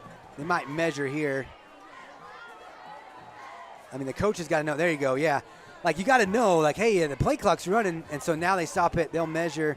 They're going to talk. They need the line to gain is the 19, and he has it really close to the 19, so we are going to get a measurement. You don't see that a ton at the high school level. They don't have to go very far from where they have it spotted. Right at the line to gain. Frankly, I wish they would measure them more often, Nathan. You know what I mean? I've seen plenty of times this season already where I was like, well, I wish you guys would have measured that. And it does look short by maybe the length of a football. You remember during that Dallas Cowboys game, was it the Dallas Cowboys where the ref literally put an index card down? Oh, yes. I don't remember which game that was, but yeah. And so now what they're doing, they bring the chains out to spot the ball correctly on the hash mark. You don't want to cheat anybody. When it's 4th and inches, you don't want to give anybody a half a yard in either direction, but likely a punt situation as Mustangs got behind the chains with the false start. Some of those negative plays that we're talking about when trying to play a clean game for RD's keys to the game, and it cost them there. They picked up 12 on 2nd and 13. Don't you just wish, though, that you could, like, do a tush push there? You know what I mean? Yeah. Like, you could get your guy under center and, like, just quarterback sneak it when it's 4th and inches. Yeah, you kind of want that 3rd down play back when you just needed a yard. Yeah. Now, Ryland Brown standing at his 4-yard line. So a big stand there for Canadian to get the ball back in what you would assume is going to be pretty good field position for Canadian. And another timeout on the shallow water side. I believe that was their last one of the first half. Still 8:03 to play in the second quarter. Just don't want to make a mistake here. You know, I understand getting that right. And, you know, you mentioned that 3rd down play. And once again, you know, you also mentioned it was a low snap. Cooper has to go down to get it. And then by the time he gets back up, right, the rhythm of the play is all broken. And so he's just trying to make something happen there on that 3rd down play and just not able to get it over the line to gain for the first down. So those little things, like you're talking about, those little negative attention to detail, like that's a big thing. When you're playing a good team, you got to make sure that you're making those plays. You know, those simple plays. You got to make sure you're doing those things well. This is going to be the first offensive possession of the night that the Mustangs won't score on. They scored on their first 4 offensive possessions, had some really good field position. I mean, that helps. Right. When you're starting at your own 9-yard line, that doesn't help. Yeah. But a big turnover forced by the Mustang defense to keep Canadian off the board, just unfortunately unable to move the sticks, and they'll give it back to him. I was trying to see who they've shown a couple different guys at punt return this year. I expect to see Junior Cervantes, number 8, sneak back there. Right now he's kind of playing up at a safety position, but he'll sneak back maybe near midfield to try to field this punt. There's nobody back there currently besides the back judge, and they are just going to let it go. Good end-over-end bounce. It's going to roll. Maybe a bad decision to not have anybody back there, because I think the Mustangs are able to flip the field. It's going to roll all the way back to the 27-yard line. Very effective punt for Ryland Brown. He's a really good punter, Nathan. We've seen him really uncork several. But I understand why the Canadian coaches did that there. When it's 4th and inches, I mean, you got to be thinking, man, they're going to snap it to that up back. You know what I mean? They're gonna snap it to that up back because he's just got to fall forward a few inches to get the first down. So you know, you sure don't want to put your team at a disadvantage by you know, you want that extra man up in the box and not back there waiting on a kick. But see, my thing is Cervantes wasn't in the box. That's true. Yeah. He wasn't. So if they are going to snap it to the up back and try to get a yard, Cervantes wasn't going to. He wasn't going to be able to help anyway. Yeah. Sticking back there, and at the very least, a fair catch, and you've got it at your own 45 maybe, or. Yeah, you gain a good 10 yards at least. You know. We'll take it though. Mitchell running the option, pitches it out to Dickinson. Connor Shires is there to wrap him up, but a nice, well, they're going to say 9 or 10 yards, 9-yard gain on first down. It'll be 2nd and 1. And that's a really good play for Canadian to run, because you're stringing these shallow water Mustang defenders out. Mitchell, keeper, now bouncing outside. He's got room to run, picking up some blocks downfield. Jimenez with a good block, and Jeter chases him down, but not after he gets deep into shallow water territory. And that was, I think, number 7, Connor Shires, that was just having trouble getting off of that block there from Jimenez, and a great job by Jimenez to spring his quarterback for another 10 yards.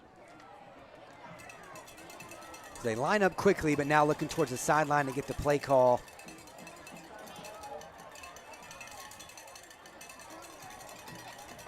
Freshman in the backfield with Dickinson. Dickinson's going to bounce it outside, find some room to run. Shires forces him back in to help, but a good first down pickup inside the 30-yard line.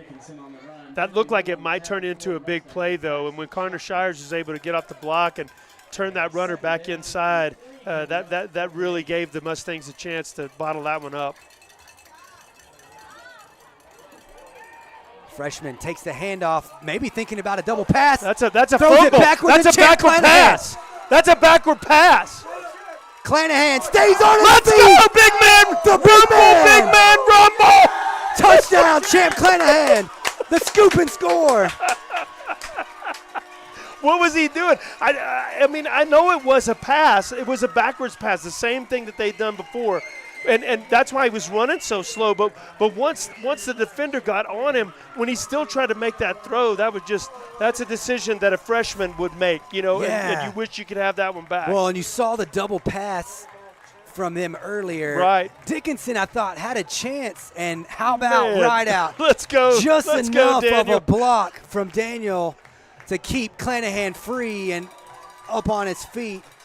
And can we just talk about how big of a deal that is, Nathan? It's those little plays, like running with your defender down the field so that you can make a block like that, so that you're not settling for 1st and 10 from the 15, but you're actually scoring a touchdown. Like, that's winning football. And that's a great, great play.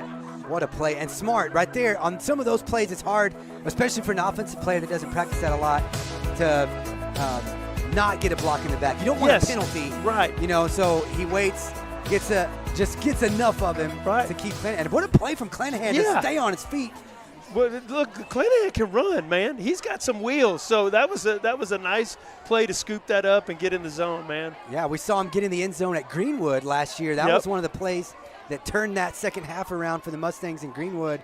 But what a huge turn there as Canadian had some momentum offensively, and one play erases all of that. Yeah. Clanahan with the scoop and score, and like you said, just a moment that the freshman will learn from on the other side. As you see, he's not going to do that again. Scoops it up at the 42-yard line. Got a convoy, Barker with him, and right out. Dickinson snuck up behind him, though. Just enough of him. Play. What a heads-up play, man. I love that. What a heads-up play by Rideout to notice him there and do just enough to spring your guy. And nice job by this Shallow Water Sports Network crew to bring you that Renew Collision instant replay. Yeah. The longer replays like that, those are the hard ones to get. Just for I don't know if everybody knows that at home, but it's not your normal. It's kind of an extended replay. And so that kind of messes with the system a little bit. But a nice job to show you that in its entirety. We didn't even send it to break there. We wanted to show you that as much as we could. Short kick there. And so good starting field position. Not sure who fielded that, but he brought it across. Well, now they're going to spot it at – one of them's at the 35, one's at the 36. I think it'll be out at the 36. But 31-7 after Swanson's extra point. And I'm not going to lie, when we were in Idalou last week, shocked at kind of how that game was going. Yeah. I'm pretty shocked at a 31-7 score right now here too. As shocked as we were last week in Idalou, Canadians feeling the same way. They did not think that they were going to come down here and get housed in the first half, and which is exactly what's happened. Hey, we talked about Clanahan with the scoop and score, but how about Rideout forcing that fumble? Yeah. He was the one forcing the issue. Here's a good first down run for Dickinson. But, yeah, you want to give everybody credit on that one. So he forces the fumble, then gets up and gets the key block for his buddy to get in the end zone. That's one they'll talk about for a long time. That's right. Rolling out to his left, Mitchell with some pressure in his face, looking down the field, and good coverage again from the Mustang secondary. Cruz Dixon comes over. I'm getting Dickinson in my head now, but it's Dixon with the coverage. You called him by the right first name, though, you're still doing better than me. But I want to say that Garrett Boschma really made that play, too. He took the guy who's blocking him and shoved him right into Weston Mitchell before he threw that ball. So good play all around by this defense. Big 3rd and 4, and Mitchell pauses to look at the sideline. Still 20 seconds on the play clock. He'll shout out some instructions. Mitchell pulls it on the RPO, and it's dropped on the outside. It looked like it was going to be 4th down anyways. He was a couple yards short of the sticks. Logan would have had a chance to make an open field tackle there, but instead it's going to be 4th and 4. And a 4th down coming up. Jimenez has been one of his favorite targets tonight, and they're kind of in no man's land here. It's 4th and 4. Mitchell does step back like he's going to punt it, and he will. Boschma again in the backfield. Logan goes back inside the 15 to field it. Well covered by Canadian. He does bring it out to about the 17. So a nice punt there from Mitchell to flip the field position at least, but what a noble fence defensive stand there for the Mustangs. After the big play, all the excitement, couple good run plays there for Canadian right out of the gate, but then the Mustangs settle in and get a stop. Yeah. And I'm so impressed with this secondary. this doesn't look like the same secondary we saw last week. I mean, they're playing with discipline. They're staying in position. They're not overrunning and not chasing guys that they don't need to be chasing. They're taking care of their responsibilities in the back end of this defense. And when you play disciplined football like that, then it's really hard for the other team to move the ball against you. So good work by this secondary. We're just now midway through the second quarter. Quick pass outside. Is that Micah Blackshear? Wasn't sure. It was so quick. Yeah. Gets out near the 25-yard line. It'll be 2nd and 4 maybe.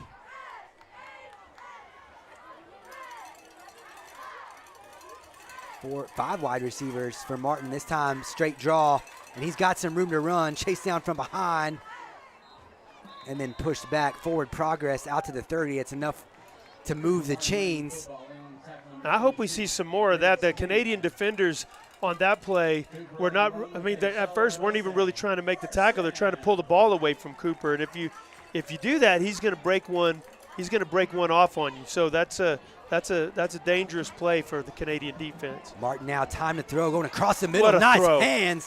What a throw and what a catch. Logan, that's a great route, but that was tight coverage. That was really tight coverage, Nathan. Cooper just threw a BB on that play and put it right in the crease for his wide receiver. Nice throw.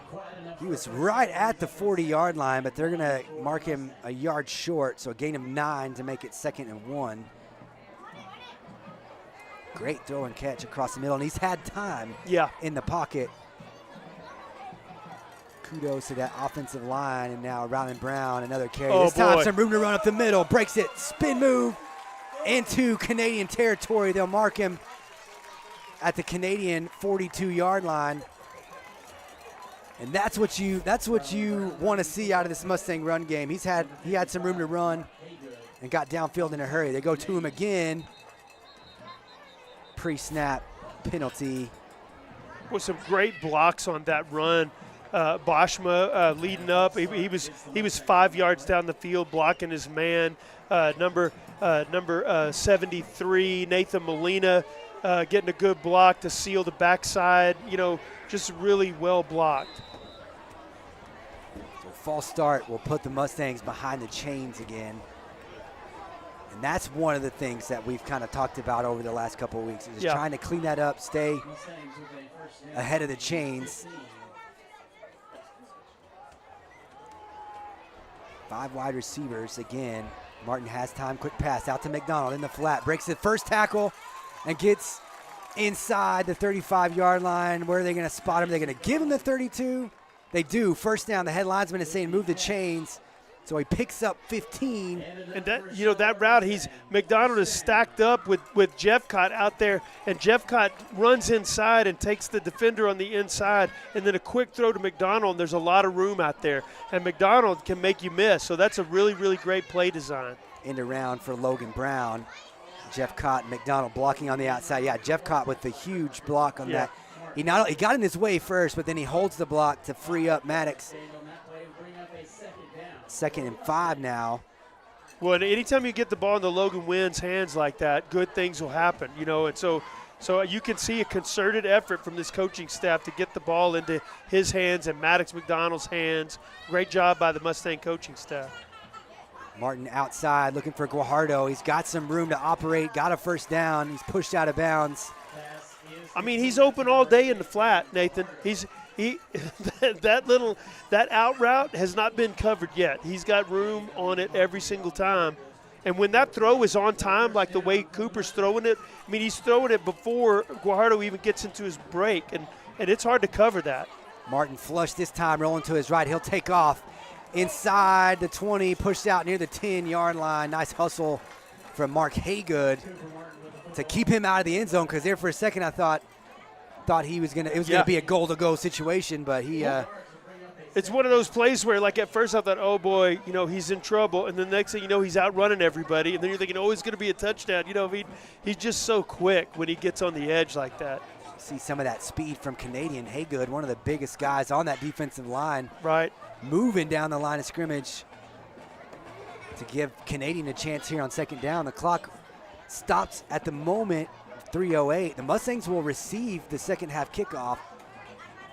So a chance kind of get in that double dip area. Ryland, a patient run off the left side. It's going to be about a yard short.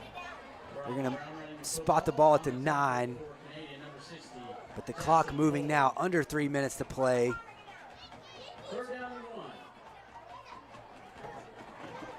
Mustangs will stay in a 4 wide receiver set. Ryland stays in the backfield with Martin.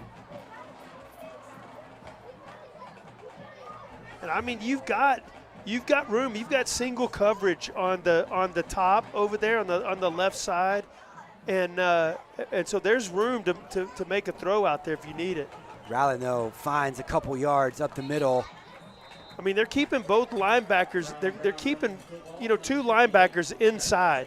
And so basically what that means is that you just have one defender on Guajardo, one defender on Logan Wynn, and then on the near side, they're just one defender on Jeffcott and on McDonald as well. So they're singled up, and then there's just one high safety. And, so that means that little out route that they've been running to Guajardo, that little out route is going to be open all day long. When you're in that formation with one high safety and your linebackers staying inside, you're going to be able to get the ball to Guajardo all day. Yeah, the Mustangs have found some rhythm offensively. This drive started at their own 16-yard line. They run it down to the 2-minute warning. They'll have first and goal from the 7 when we come out of this timeout. Canadian with all 3 timeouts. They haven't used one yet. But the Mustangs already up 24. And if you can get some points here, you get the ball. You get the ball to start the second half. This is huge for the Mustangs, especially if they can get it in the end zone. Yeah, and if you're the reason why, right, Canadians having to keep those safeties in the box like they've been doing down here is because they're terrified of Cooper Martin on a draw, and they're terrified of Ryland Brown up the middle, and so the job of this coaching staff to make sure we're keeping this defense honest is going to mean that there's plays on the outside when we need them, and you might see one here when they come out of this timeout. Yeah, interested to see. We've got, like you said, an opportunity to really talk about these next couple of play calls. Yeah. And 2 minutes to play. Again, I don't know if anybody here was expecting this kind of start to the game. Yeah, I'm a wildly, naively optimistic person, Nathan, and I didn't expect Wouldn't this. have called this. Wouldn't have called this. I thought, man, this is going to be a dogfight, and it still will be. Martin keeps it, goes out in the flat to Medley inside the 5. He picks up a few. Boy, and again, Nathan, I'm looking out there, and I mean, they've got a cornerback singled up on Guajardo, and he had 3 receivers to the near side, and Guajardo's out there by himself, singled up with a cornerback, and now they're leaving Logan Wynn uncovered. Here comes but man, it feels like there's a play out there eventually. So the clock stops as he's pushed out of bounds. A good dive forward there for Ryland Brown he was hit at the 5-yard line. Yeah. And gets a couple yards after contact. So now 3rd and goal. The clock will be running now. I'm curious to see if Canadian will burn a timeout. And that's part of the consideration from this coaching staff here too, is just let's run down as much clock as we can, here before the half. So now 3rd and goal from the 3.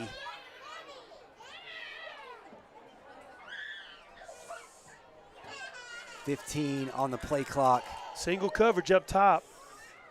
Martin keeps it, floats it there to Medley. Yeah. Leaks him out of the backfield for a touchdown. Nice play call. Nice play design from Coach McAllister and the offensive staff, and a huge score for the Mustangs before the half. Yeah, and Nathan, Medley just runs a really nice little out route there. Blocks, pretends like he's going to block, and then sneaks out into the flat, and there was just nobody there to cover him. Great play. Swanson again with the extra point. 38-17 in favor of the Mustangs. 1:09 to play in the first half. We'll be right back on the Shallow Water Sports Network.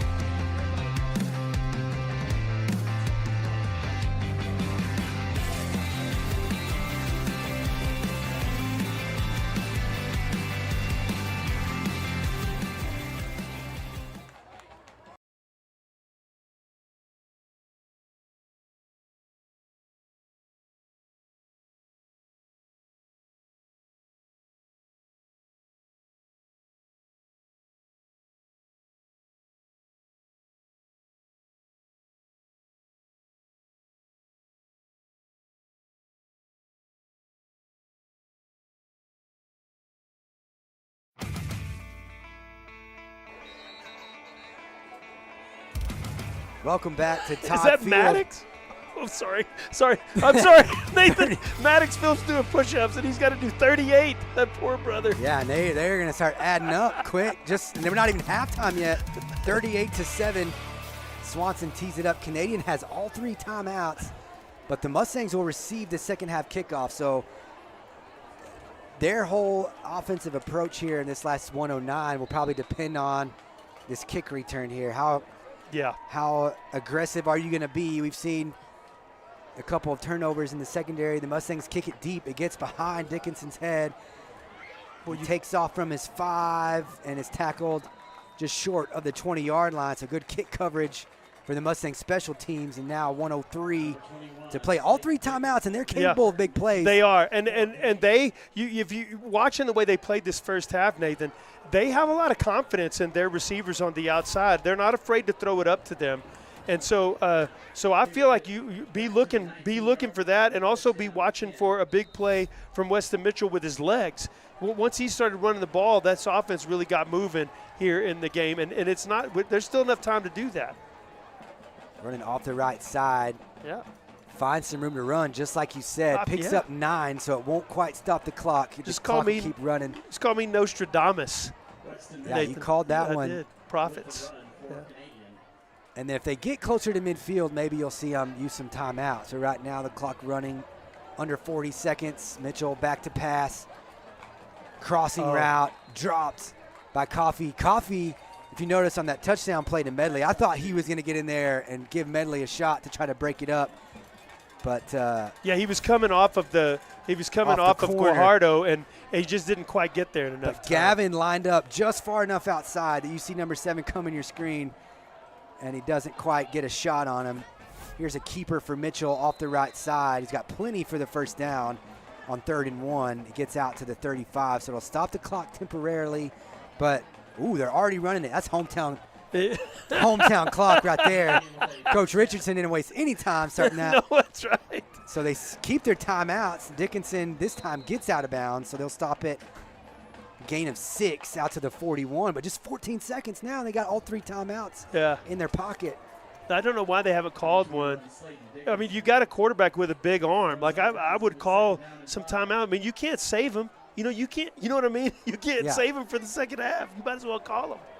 Well, now you'll probably see him air it out here, but now maybe just a couple plays. See, he goes deep across the middle, finds Dickinson. Dickinson hasn't been touched yet, hurdles a man, and gets into the red zone. So he's tackled at the 20. That's going to be the last play. There's 4 seconds left. So they call their first timeout. They call the first timeout. But man, and Kurt did him a favor right there. He stopped it pretty quick. He might have started it quick. He stopped it pretty quick to make sure they had 4 seconds. But now just one more play.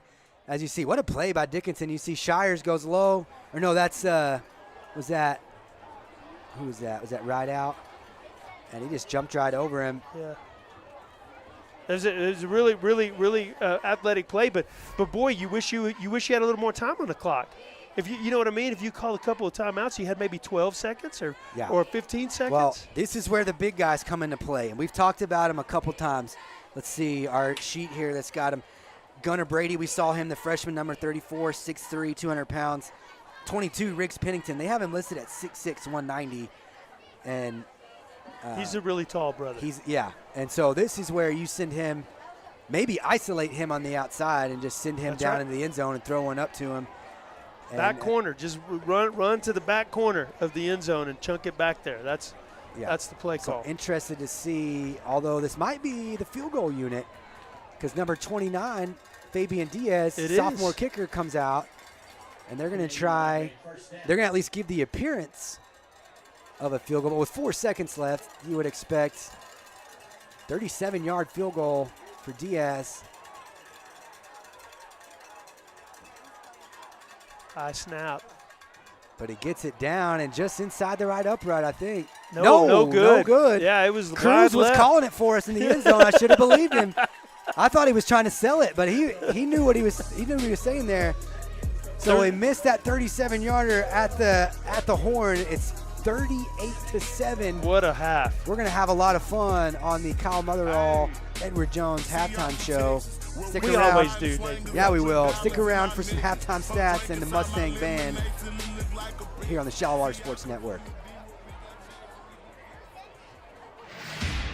It's strength training in two-a-days, running bleachers and sprint drills.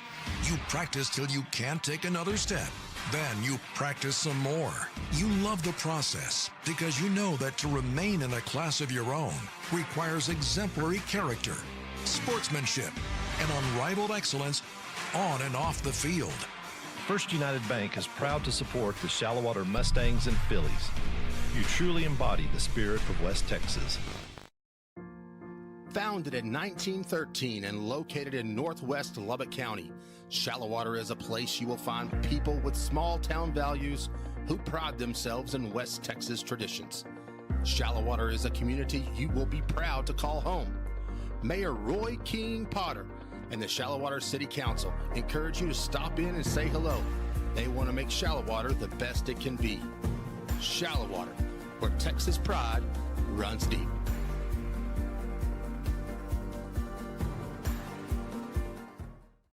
Hey sports fans, are you hungry for a win? Swing by Fred's Garage where we are always cheering for the Mustangs and Phillies. Join us Wednesday through Saturday where you can have breakfast like a state champion and enjoy watching the game on one of our many screens. Have the best pizza in the 806 or even quench your thirst with your favorite beverage. We will see you soon at Fred's Garage where every bite feels like a victory.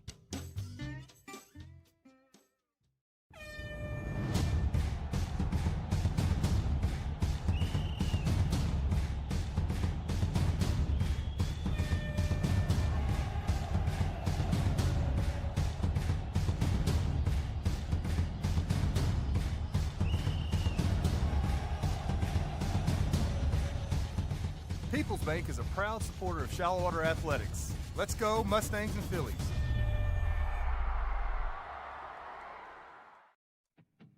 Noble Fence Company has been in business since 2001. Owners Branham and Lee Noble are proud West Texans, born and raised in Lubbock and Texas Tech alumni. Now, Lee and Katie are proud members of the Shallow Water community supporting the Mustangs and Phillies. At Noble Fence, our main focus is customer service. Contractors can be hard to deal with, but our goal is to make your fence job as easy as possible while building the highest quality fence possible. We specialize in customizing a fence to fit your individual needs using only the highest quality materials and unsurpassed workmanship. We strive to build quality fences, but more importantly, quality relationships with the great people of West Texas. Find us at noblefence.com and call or email us today.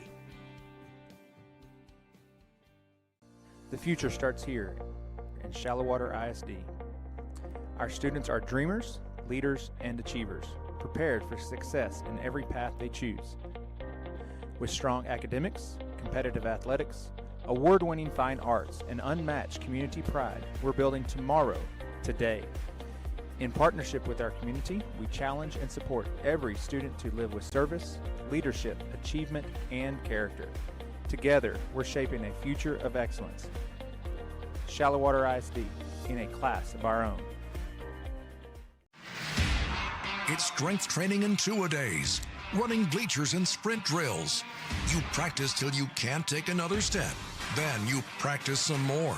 You love the process because you know that to remain in a class of your own requires exemplary character, sportsmanship, and unrivaled excellence on and off the field. Spirit Mortgage is proud to support the Shallow Water Mustangs and Phillies. You truly embody the spirit of West Texas. For over 40 years, St. Clair Orthodontics has cared for our patients with the latest and cutting-edge orthodontic care. We see this as our mission field, where we have the privilege to care for you beyond your smile, helping you find confidence, hope, and the smile you've always dreamed of. We truly believe that in this office, thousands of lives will be changed. Start your smile journey with St. Clair Orthodontics by scheduling your free consultation. You can find us online or call us today. At Zia Lone Star Power Sports, we love to ride. Whether you're hitting the trails, cruising on the lake, or exploring the back roads, there's a ride for every adventure. When we took the side-by-sides to the canyon, or we raced the Sea-Doo last summer, and don't forget the ATVs on the ranch. 4 locations, endless adventures. Come see us at Zia or Lone Star Power Sports and start making your own family memories.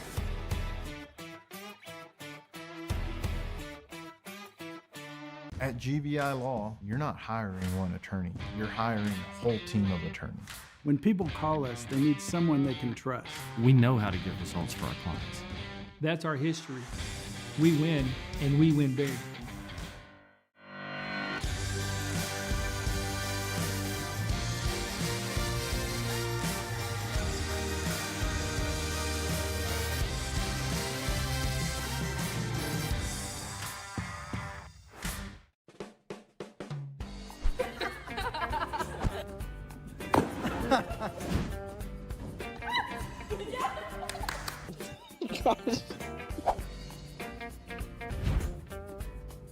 Hey sis. Hey Meme. Hey Dad, I want to talk to you about something. Hey Mom, I want to tell you something. Hey little bro, I want to talk to you about something. Thank you for being here. Having you in the stands means the world to me. But I need to ask you something. Hello, this is important. So listen up. I've made a commitment to play the Texas way. That means I play with the respect for others. I will not let my opponent become my enemy. I will not cheat or cut corners. I made a commitment to play the Texas way. That means I play with the control of self. I will slow my anger down. I will act based on the standards. I've made a commitment to play the Texas way. That means I play with the spirit of competition. I will bounce back when I get knocked down. I will compete with the passion to be my absolute best. So my question for you is this. Will you commit to support me the Texas way? That means having my back. That means cheering loudly. But it doesn't mean putting other people down. It doesn't mean yelling at the ref. It doesn't mean let your passion become a distraction. You say it, Coach says it too. My actions are about more than just me. It's about representing the name on the front of the jersey and the back. It's about more than a scoreboard. It's about using sports to become all that I can become. And have fun while I'm doing it. I couldn't do it without you, and I wouldn't want to. I've made a commitment to the Texas way. Will you make it with me? Will you make it with me? Will you make it with me? I've made a commitment to the Texas way. Will you make it with me?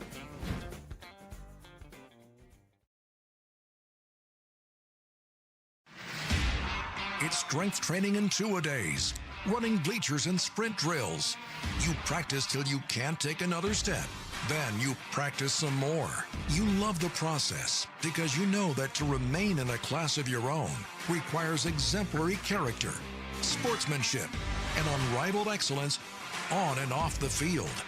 First United Bank is proud to support the Shallowater Mustangs and Phillies. You truly embody the spirit of West Texas. Founded in 1913 and located in northwest Lubbock County, Shallowater is a place you will find people with small town values who pride themselves in West Texas traditions. Shallowater is a community you will be proud to call home. Mayor Roy King Potter and the Shallowater City Council encourage you to stop in and say hello. They want to make Shallowater the best it can be. Shallowater, where Texas pride runs deep.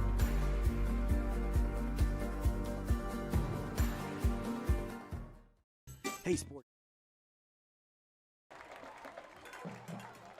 Welcome into the Kyle Motherall, Edward Jones halftime show. 38-7 at halftime.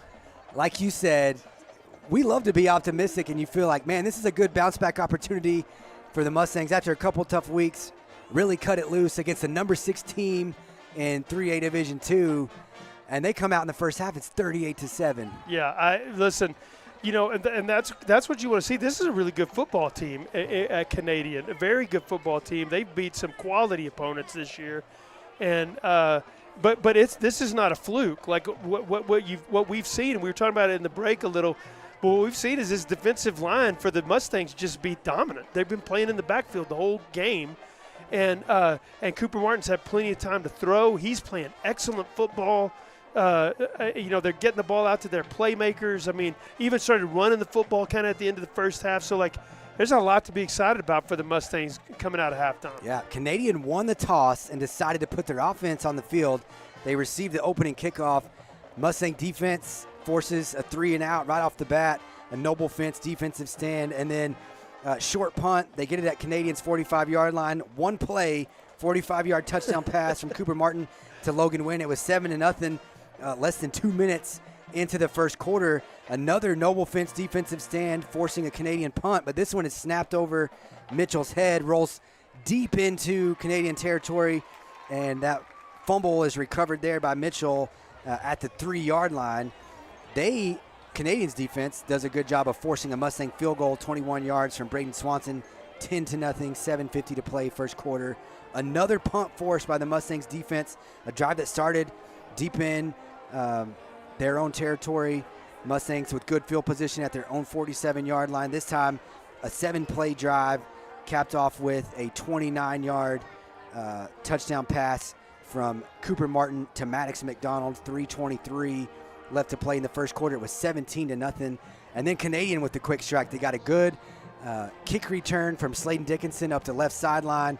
They started at the shallow water 40-yard line. One play, and Mitchell finds C.J. Jimenez for a 40-yard touchdown pass, and it was quickly 17-7. That's kind of where you thought. Oh, we thought game on. Okay, yeah, the game's on. They comes. spotted the Mustangs a few points. Yep. Got off to a slow start, but now the slugfest begins, and the Mustangs answer with a huge drive that started on their own 34-yard line, kind of the first time they had to drive the football. And they go 66 yards in 7 plays, a 2-yard touchdown run from Cooper Martin. And it was just a beautiful catch by Maddox McDonald to set that up. Like, yeah. just an unbelievable play along the sideline. The effort to dive into from Martin as he was sprinting to his right. And that was all in the first quarter. 42 seconds left to play in the first quarter. It was 24-7. Canadian had a pretty good drive going that started at their own 23. They went 12 plays. Logan Wynn ends that drive with an interception deep in their territory on 4th down. Shallow water forced to punt, and Canadian again kind of continued some offensive momentum. That drive started at their own 27, but they had some big plays. Got into Mustang territory, and then just a freshman mistake from one of their big guys in the backfield. They were trying what looked like maybe a trick play. Daniel Rideout kind of breaks it up, and you see what was a backwards pass fumble situation, and Champ Clanahan scoops it up, all the way. Goes 58 yards courtesy of a block. So Rideout forces the fumble, gets up, hustles down the field, gets a block on the running back to make sure that Clanahan gets in the end zone. 58-yard fumble return to make it 31-7, 6:49 to play in the second quarter. They force a Canadian punt after that, and then Shallow Water started at their own 16-yard line and took all but 109 off the clock as they go down the field. Cooper Martin on a really nice play design, a nice call from Coach McAllister to leak Medley out of his tight end position or his up back position, fakes the block, leaks into the flat, 2-yard touchdown pass from Martin to Medley, 38-7. And then 3 timeouts, 1:03 on the clock for Canadian. Didn't use their timeouts. They didn't call a timeout until there were like 4 seconds on left. the clock. They got a nice play down the middle where Sladen Dickinson has a nice catch across the middle, and then yards after the catch gets down to the 20-yard line, but only time for one play, and they attempted 37-yard field goal, which Fabian Diaz, plenty of leg. Just missed it left. Yeah, just missed it, and it's 38-17 at half. So, man, a lot of fun in that first half, and not what we expected at all, but nice to see this Mustang squad kind of put it all together a little bit. They've had some things bounce their way, but like you said, defense playing really well, getting off the field, forcing 3 and outs, getting turnovers, and you're starting to see the run game pick up for the offense too. And all the things we talked about at the first of the show, we wanted to see the secondary play more consistently. We didn't want.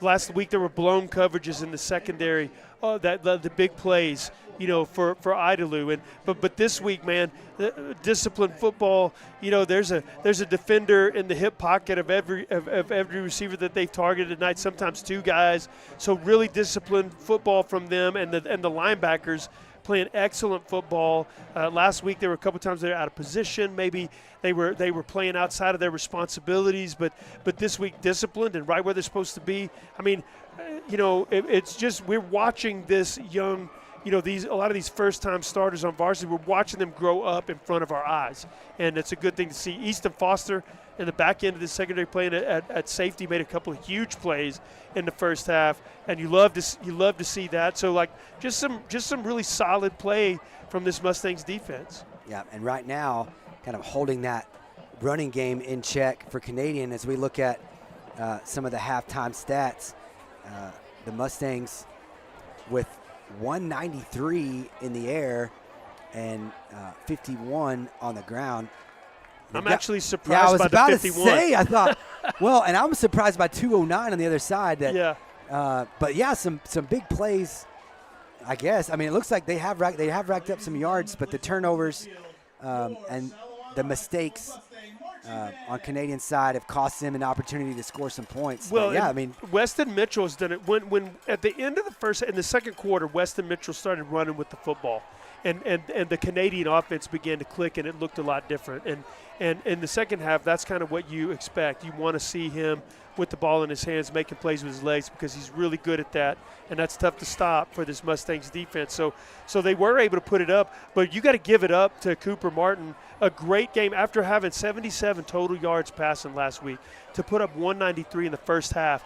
And look, it's been all accurate throws, timing throws, throwing the ball before guys even coming out of his break, just what you want to see from a quarterback who understands the offense and is playing within the structure of that offense.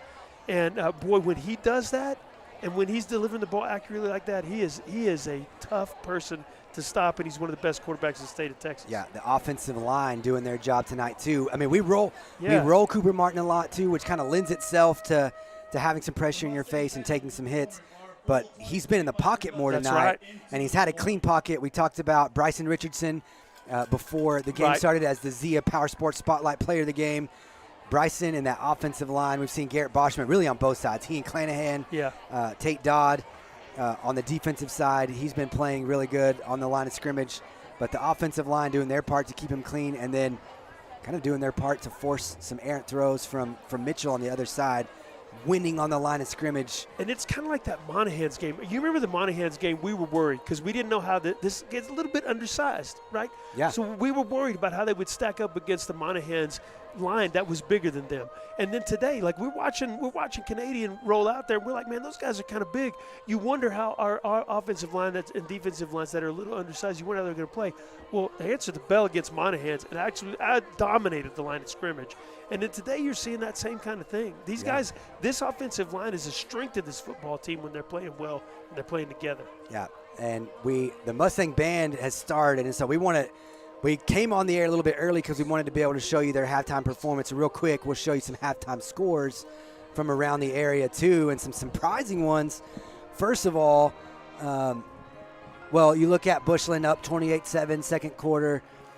Seminole leading Hereford. Midland Greenwood up. They've already started the second half on Liberty. But I know this score kind of eye-popping probably for a lot of people around the area and around the state looking at the number 6 team in 3A Division II. Like, holy cow, they're down 38-7. What's happening in Shallowater? But look at Idalou, 14-14. They just kicked off the second half against Wall, who's the number 2 team in 3A Division II. Wall and Canadian, the last 3 years, have met in the Region 1 regional final to represent our region in the state semifinals. And y'all better watch out for Idalou, man. Idalou's I'm for telling real. you, 3A Division, y'all better watch out for them because they're coming for all y'all. Yeah, I'm so just telling you. An impressive performance for them. We'll hope that they can hang on and pull that one off. That'd be a huge win. 2 huge wins in a row for that Idalou team if they can keep it going.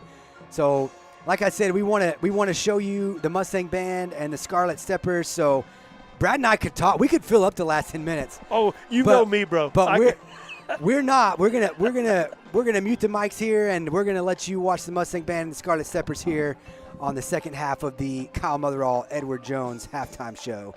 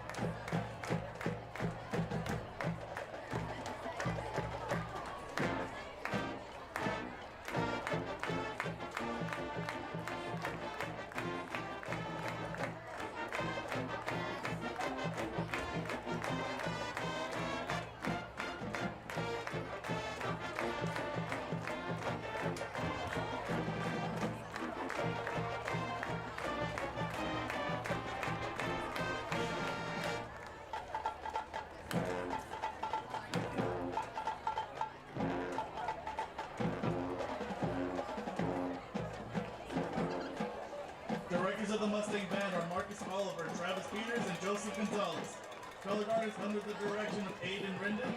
Color guard choreography designed by Kaylee Young Prentice. The Mustang Band would like to thank our sponsors, Kate Insurance, Prairie Irrigation and Telco, Tire Tech, Thunder Pump, Haldenton Farms, Adel-Du Farms, and Ag Texas.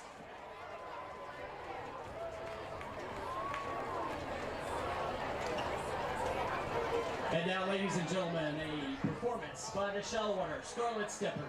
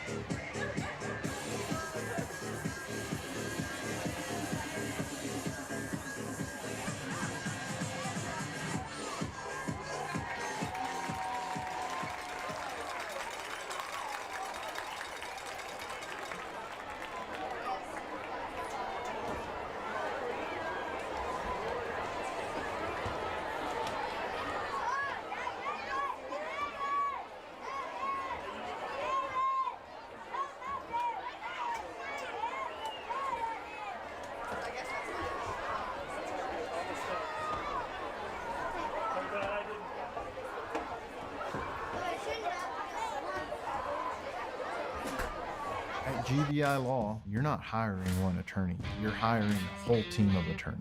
When people call us, they need someone they can trust. We know how to get results for our clients. That's our history. We win, and we win big.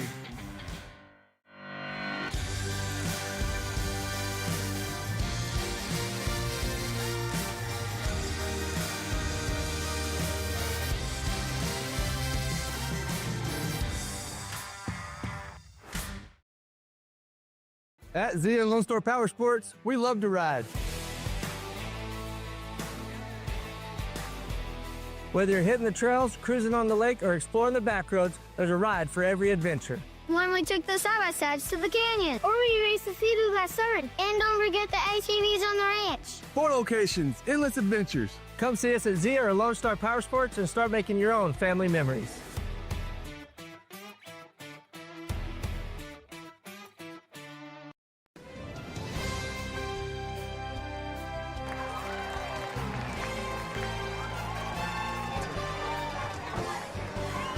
Welcome back to the Kyle Motherall, Edward Jones halftime show. An extended cheerleading performance here. You saw the Mustang Band and the Steppers, and now some the little junior cheerleaders out there right. getting after it. So we're at 38-7 here in the second half, and we are kind of looking at the results so far for 5-0 Canadian. You know, they beat Elk City, a team out of Oklahoma, 33-6 week 1. Beat Bushland 24-14, but I think they controlled that game. Had a good back and forth game with Dumas, 40-35. And Dumas, that's a 5A club, and they're a 5A football team, right? They still. I don't know if they're 5 or 4. I'm not sure. You're putting me on the spot. Yeah, there. yeah. I know they're bigger. Yeah, that's a big win. And then at Muleshoe, 65-28, Sunray 69-20. I don't think they've seen adversity like this. No. So far in the season, but you're talking about a young team that replaced a lot of guys last year. They've got 22 lettermen returning, but just 3 starters on offense, 4 on defense. They're bringing along and developing a lot of young guys too. Interested to see how they come out in the second half, because it'll be hair on fire, like you said. Mm-hmm. I'm sure they had a fun conversation in the locker room at halftime. Yes, yeah. So there was a table or 2 turned over in there. This will be a great learning experience and a time to build and grow for any Cavaliers team on the road, facing a big deficit. How do you respond in the second half? And so the Mustangs have to be mindful of that. You can't just take your foot off the gas and coast in. You're going to have to play another 24 minutes of football for sure. And this Canadian football team is capable of putting up points in a hurry. We talked before the game started about how they'll like to run tempo. They'll get up on the line and they'll run a play. They'll run a play in like 6-7 seconds. And they'll just get right back on the ball. And so they can put up points in a hurry. They can move the ball quickly down the field. And so you're going to want to make sure that you come out in the second half and you possess the ball on offense. You make third down conversions. You know what I mean? And put up some more points. At 38 points, I wouldn't feel comfortable with a 30. I know that sounds crazy, but I wouldn't feel comfortable with a 31-point lead here going into the second half against this Canadian football team. As long as that first quarter lasted, too, you feel like there's a lot of possessions left in this football game. Yeah. The Mustangs will receive the second half kickoff, and before we do put it in play, we want to shout out our Shallow Water Sports Network crew, Jake Warren and Zach Cole, making this production awesome like they always do. Tristan Powell and Kason Eastwood running cameras for us. And the MVP of the staff, Cooper Bunting, keeping the stats again. That's right, brother. For us. The Caprock Financial Group new stat software here in 2025 for the Shallow Water Sports Network. Good heads-up play by Maddox McDonald. That football was hanging out kind of on the edge of being in bounds, and so he does the right thing. He sticks 1 foot out of bounds and fields it, because that makes it out of bounds when he touches it. Because you see Canadian down there to cover it, so he decides, it's time for me to go ahead and put hands on that. Don't give them a chance. So Maddox heads up, and now the Mustangs will take over at the 30-yard line. And we'll see how the offensive approach looks for the Mustangs to start this second half. 31-point lead. But still a long ways to go against the number 6 team in 3A Division II. Logan Wynn, a lot of room on that quick pass, but not a lot of yards after the catch. Good open field tackle for Canadian to be second 8. Yeah, it looked like when Logan caught that ball that he might have some space out there to make a play, but a good job by the Canadian defense to really pursue and bring him down. Wynn goes in motion, but Martin has got time. He got it flushed out now. He'll dump it off to Logan in the flat. Logan's got some blockers, tries to get outside, but good pursuit from a quick Canadian defense. He picks up a couple of yards. They'll spot it at the 34, so 3rd and 6 on the way for the Mustangs. That was a nice play by Cooper. Where he wanted to go with the football was covered, and he does a really nice job of just keeping his head and dumping the ball off to Logan and giving him an opportunity to make a play. And positive yards on second down, so it's 3rd and 6. Martin with time. Flag down in the backfield. Usually not a good sign for the offense, as Martin does break the pocket and would pick up enough yardage for the first down, but the white hat dropped the flag, and maybe the reason he had some time was a holding call Well, it's so hard when your quarterback's scrambling around back there because you're holding your block, but then all of a sudden you feel like quarterback's coming around, to your left side, and you're like, oh no, so you try to get around, and then he's coming back to your right side, and then you're like, oh no, you know what I mean? And so it's really tough to hold your blocks for that long. Yeah, so Coop scrambles out of the pocket, does a good job of not taking a hit on the sideline, but after being ahead of the chains and looking at a 3rd and 6, now you're at 3rd and 16. And they'll go 4 wide receivers, medley in the backfield with Brown. No, 3 wide receivers, excuse me. Here's a draw play to Ryland up the middle. Picks up some nice yards, gets back past the original line of scrimmage. I think he picked up 7 there, but it'll be 4th and 9. So a tough penalty for the Mustangs, kind of ends their first drive. The Canadian starting the 3rd quarter the way I'm sure they talked about. Yeah. Come out, get a stop, stop. And let's get it back to our offense. Sladen Dickinson is back deep. He's standing at about his own 30-yard line. Boy, Ryland Brown has had some great punts. This will be another time for a good one. High punt. Dickinson comes up to field it. He's going to let it bounce at his own 40-yard line, and it does take a good Mustang bounce inside the 30 to the 29, and that's where they'll take overs.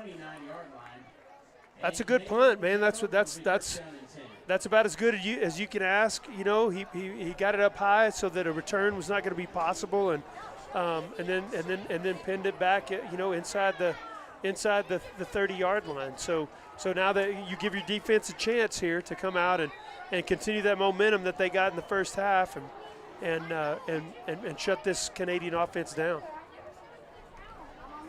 Saw the speed of the Shallow Water defensive line creating problems, getting in the backfield for Canadian. We'll see if we can do that in the second half too. Flushed out of the pocket, rolling to his right, going deep for Dickinson. What a throw. Right on the money for Dickinson, and now Dickinson trying to make something happen inside the 20-yard line. But he got free out of the backfield, and that was about as good a throw as Mitchell could make. Man, he chunked that ball. I don't know how far that ball went. He threw it from, the 25, so in the air to the 40. That's 25, 35, 40 yards in the air, and he was on the run. He was rolling out. So really, really nice throw from Weston Mitchell. He's got plenty of arm.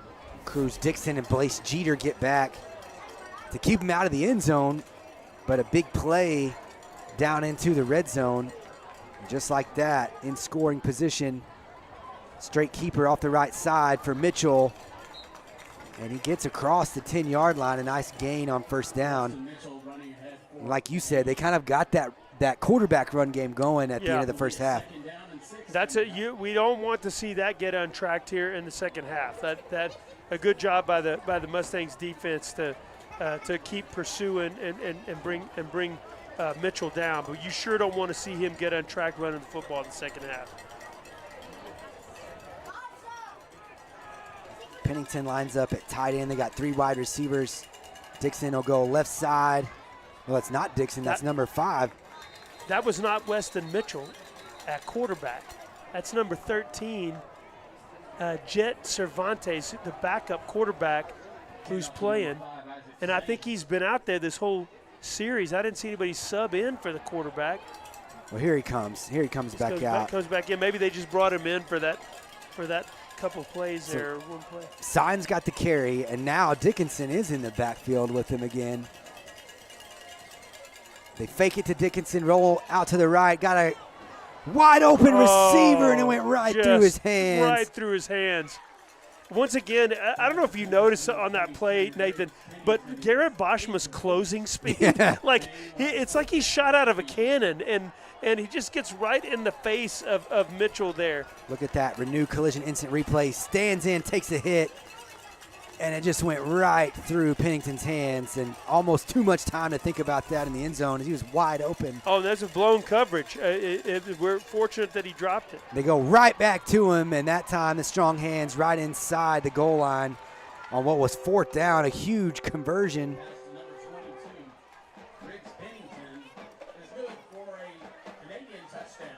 So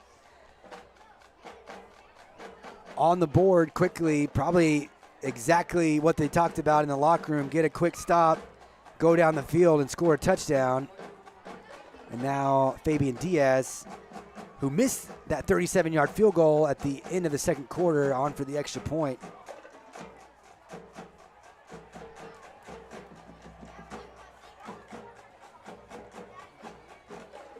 Good hold, but the Mustangs are in the backfield to block it, a chance to scoop it. But Diaz does a good job of getting back there for a little bit. I thought, man, Rideout's got a chance to pick that up. But it kind of died around the 20-yard line, and Diaz is able to jump on it. But Rideout with another play. Yeah, there was a few Mustangs there. The hold, yeah, there was like 4 Mustangs on top of that punt. I mean, that extra point. What a great play by the Mustangs. When you see something like that, you know that your special teams coach has dialed up something. You know what I mean? That's just a scheme deal when you have that many people breaking into the backfield. So good job by these Mustangs coaches and a great execution by the special teams. Quick break, and we'll be right back on the Shallow Water Sports Network. Noble Fence Company has been in business since 2001. Owners Branham and Lee Noble are proud West Texans, born and raised in Lubbock and Texas Tech alumni. Now, Lee and Katie are proud members of the Shallow Water community, supporting the Mustangs and Phillies. At Noble Fence, our main focus is customer service. Contractors can be hard to deal with, but our goal is to make your fence job as easy as possible while building the highest quality fence possible. We specialize in customizing a fence to fit your individual needs using only the highest quality materials and unsurpassed workmanship. We strive to build quality fences, but more importantly, quality relationships with the great people of West Texas. Find us at noblefence.com and call or email us today. We're back underway at Todd Field. Maddox McDonald fields it inside his 24-yard line and brought down near the 30. Decent starting field position for the Mustangs. That was Dickinson in on the tackle for Canadian. He's a little slow to get up. They've only got 30 guys on the roster, this Canadian team, so they all play. Most of them play offense, defense, and then you see a few of them on special teams as Dickinson will kind of limp off the field there. The Mustangs went critical possession right here, Nathan. Critical possession for the Mustangs. Like you need to, if you don't score, you need to possess the ball for a long time, and you need to hold on to. You can't go 3 and out right here. Ryland trying to go left side, cuts inside that defensive end and gets a couple of tough yards. He just runs so hard. You know what I mean? He just keeps his feet moving and runs so hard, always falling forward, it seems like.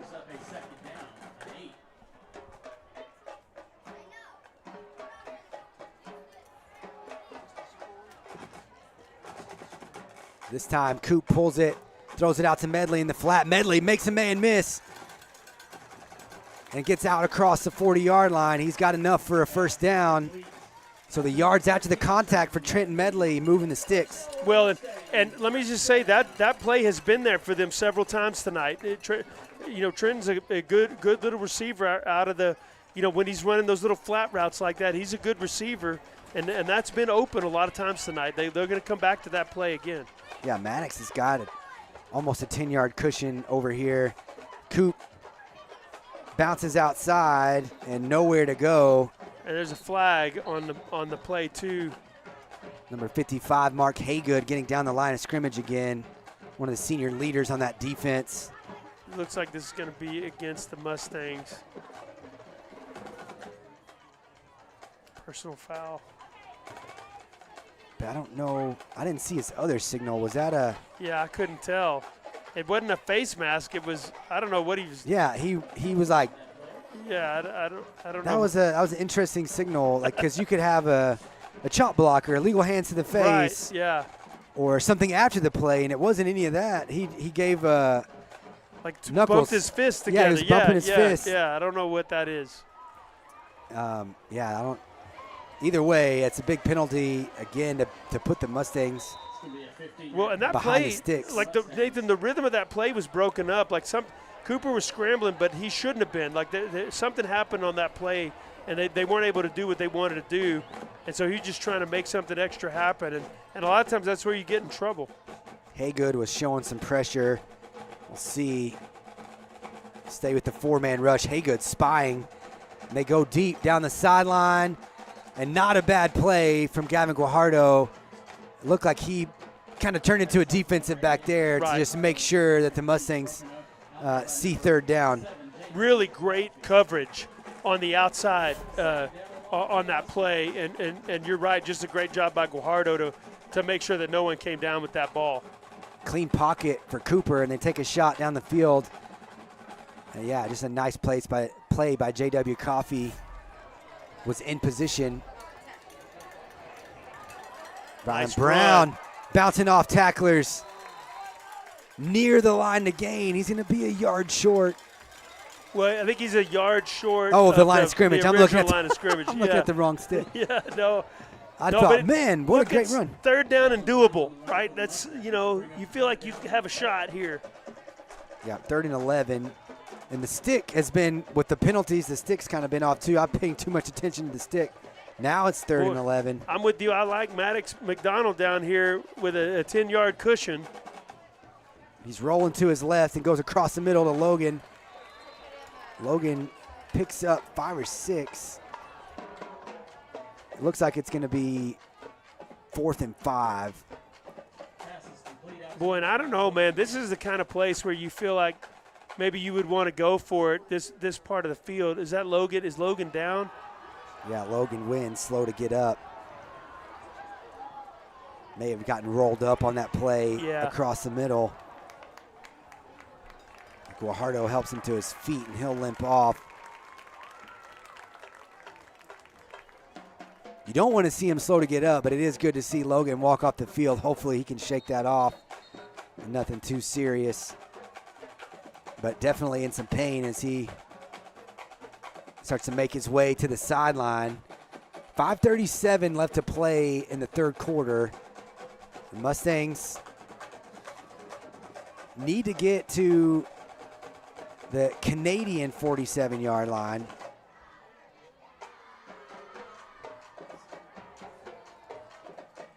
It's 4th and 5, and we'll kind of see who trots out here.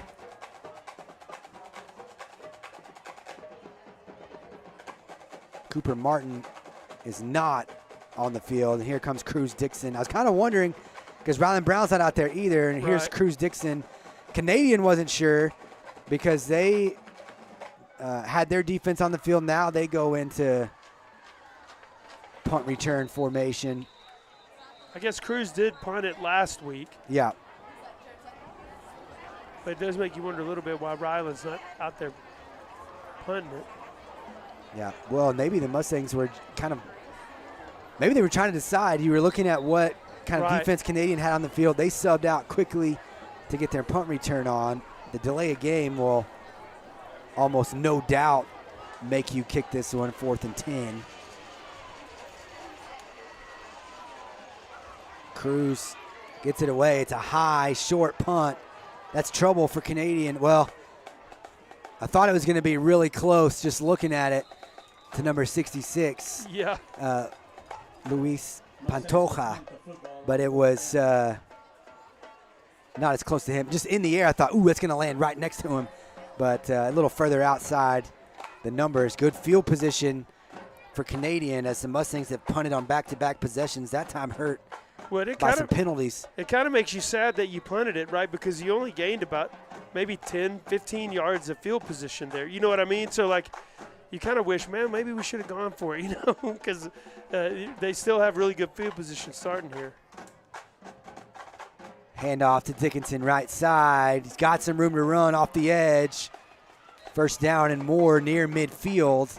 Really good seal block out there on the right side by this Canadian offensive line that sprung him. And in the first quarter, the first half, we were really turning a lot of those runs back inside. And so we got to make sure we're doing a great job of getting the edge.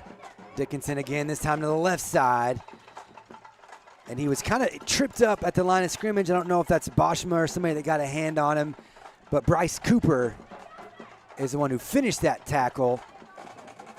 And quickly to the line of scrimmage. They're running that tempo now. Mitchell option play, takes a hit inside from Boschma, but Dickinson is reaping the reward as he takes that pitch out near the line to gain. Now he stops it. I was about to say, he must have him short because he was winding the clock, but now he stops it to move the chains. First down. And look at Boschma come off the edge. I mean, Mitchell does what he's supposed to do. He holds it late, makes him commit, but he takes the hit. A nice block on the outside by number 22, Pennington. The problem there is that your linebackers just got eaten up on the inside, and there was nobody out there to take the pitch man. Mitchell now steps up in the pocket, throws it out in the flat to pick up some positive yardage. A body slam there. As Byron Carrion with a nice open field tackle yeah. to bring him down with pizzazz. I like that. Pick up a 5, though, so they're staying ahead of the chains as the clock is under 3.5 to play, third quarter.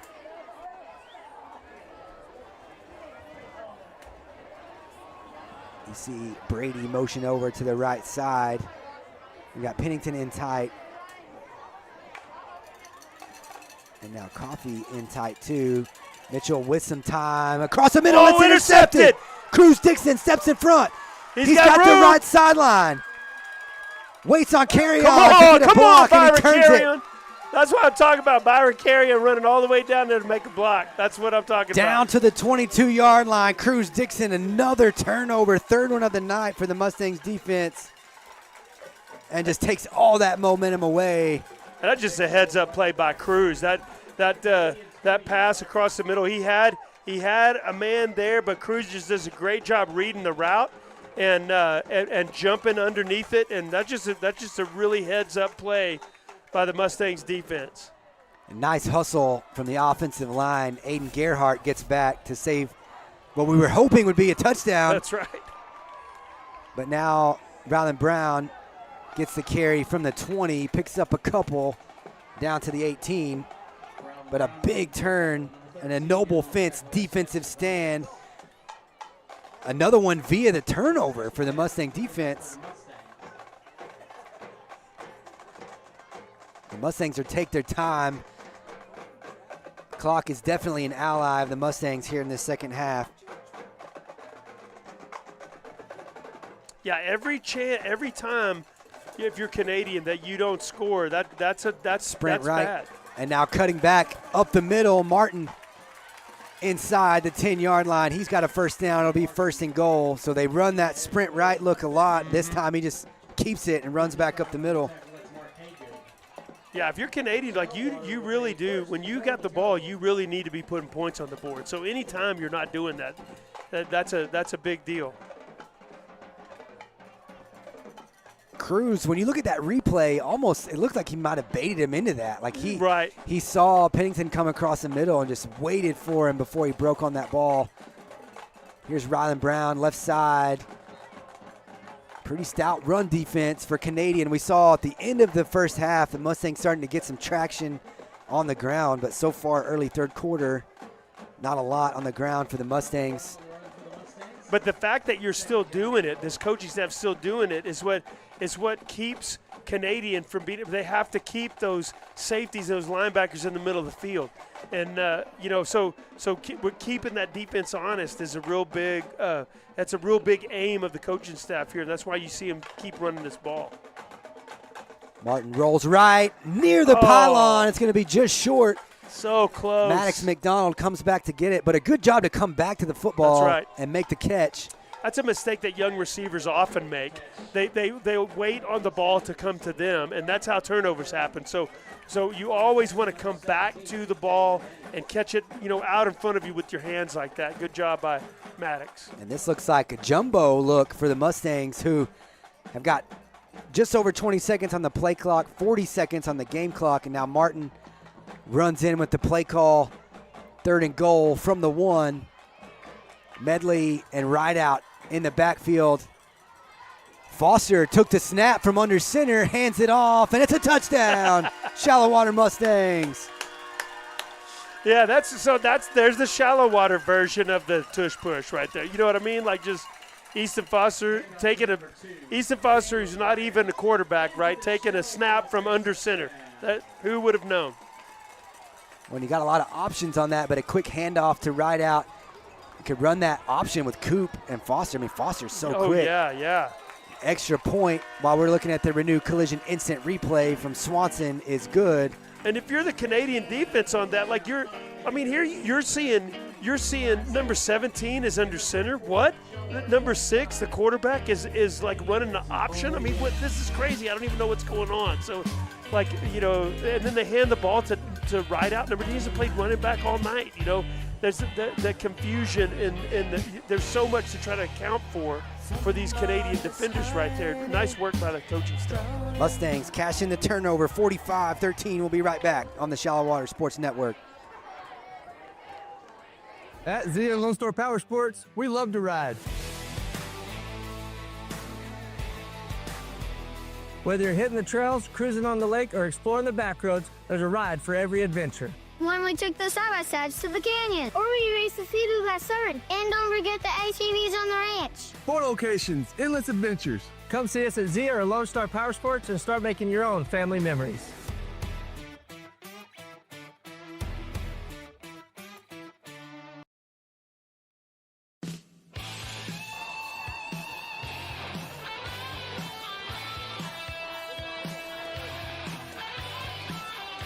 We're back at Todd Field, 45-13 in favor of the Mustangs. Cruz Dixon with a big interception. The Mustangs kind of having a hard time getting going offensively in the third quarter.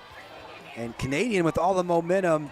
Cruz Dixon with a huge interception, returned it back to the 20-yard line. The Mustangs, 5 plays, capped off with a 1-yard touchdown run from Daniel Rideout. And they get the extra point, 45-13, just 25 seconds left to play in the third quarter. They milk some time off the clock, too. This one coming out from the 15-yard line, pushed out of bounds by Dixon. That was Isaac Signs on the return. That's another really good return, pretty good return here from Canadian. They've done a much better job since that first quarter in the return game. So that find a little seam there, and it's pretty decent field position for Canadian. Just 19 seconds to go in this third quarter. And they can do, Canadian can do a little bit of everything offensively. They do like to run first and pass off of that. Interested to see here. They stick with that run game.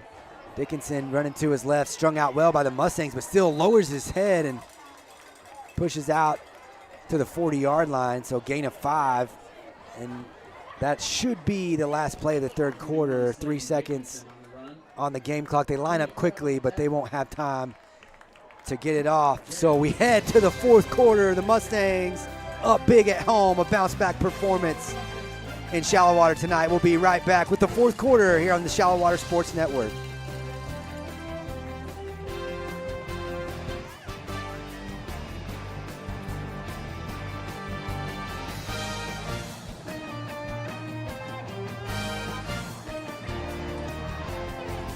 The future starts here in Shallow Water ISD. Our students are dreamers, leaders, and achievers, prepared for success in every path they choose. With strong academics, competitive athletics, award-winning fine arts, and unmatched community pride, we're building tomorrow, today. In partnership with our community, we challenge and support every student to live with service, leadership, achievement, and character. Together, we're shaping a future of excellence. Shallow Water ISD, in a class of our own.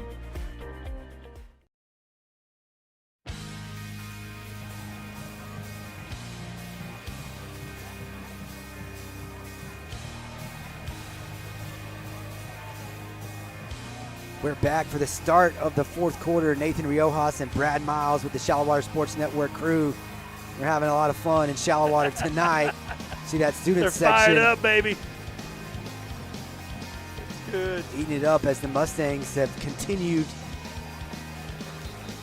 to dominate the Wildcats here in the second half. There's a flag on the first play of this fourth quarter. That was a late flag, Nathan. Well, it was thrown up here first. The back judge, it took a while for the back judge to get his flag out of his pocket, but a pass interference call as they were trying to go deep on 2nd and 5. Looks like an automatic first down here. Holding is the official call. Wait. So before he started walking backwards and then that was well, you're used to that. When you see that hold, you start walking the other way. But Right. holding on the defense before the ball got in the air, and now right at midfield.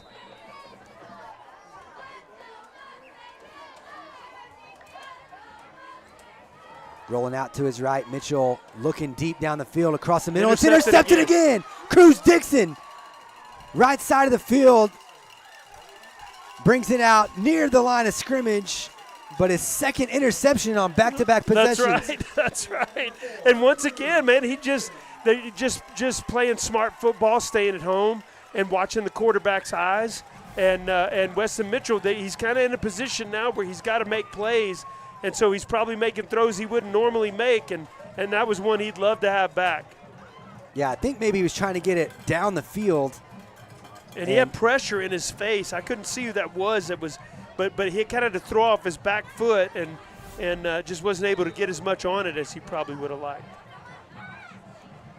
So they'll start at their own 48-yard line. Another noble fence defensive stand, and that's the fourth one tonight via turnover. Big hit in the backfield. You saw they're keying on that run. That defensive line is. That was Haygood in the backfield. Foster getting a carry. We saw him a little bit at the end of the game last week. He had a big run last week.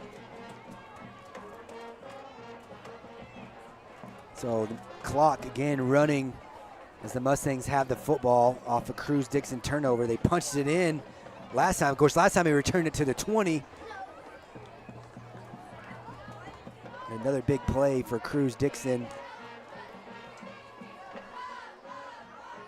Mustangs taking their time, play clock under 10 seconds.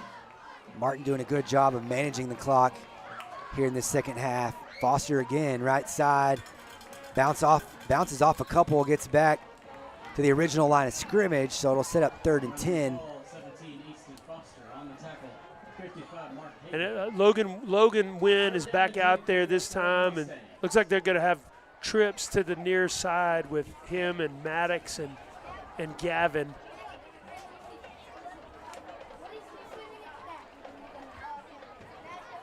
But what a bounce back performance for the Mustangs today. Yeah. I mean, offensively, moving the ball against a really stingy Canadian team, a big front, but the defense, night and day from what we saw last week. It just makes you think maybe it was just a bad day for us last week, because they look so much better today. Martin rolling to his left, gonna keep it.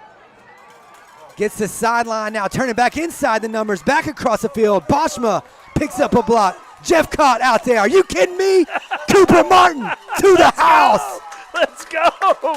I mean, look, I thought he was bottled up on the sideline over here, and did you see him kind of hide behind the offensive lineman too? He kind of crouched down, and then he just exploded up and then crossed the field. What a play by Cooper Martin. He's so dangerous. And he does the Michael Jordan coming back to the sideline. He just puts his hands up like, I don't know. I don't know.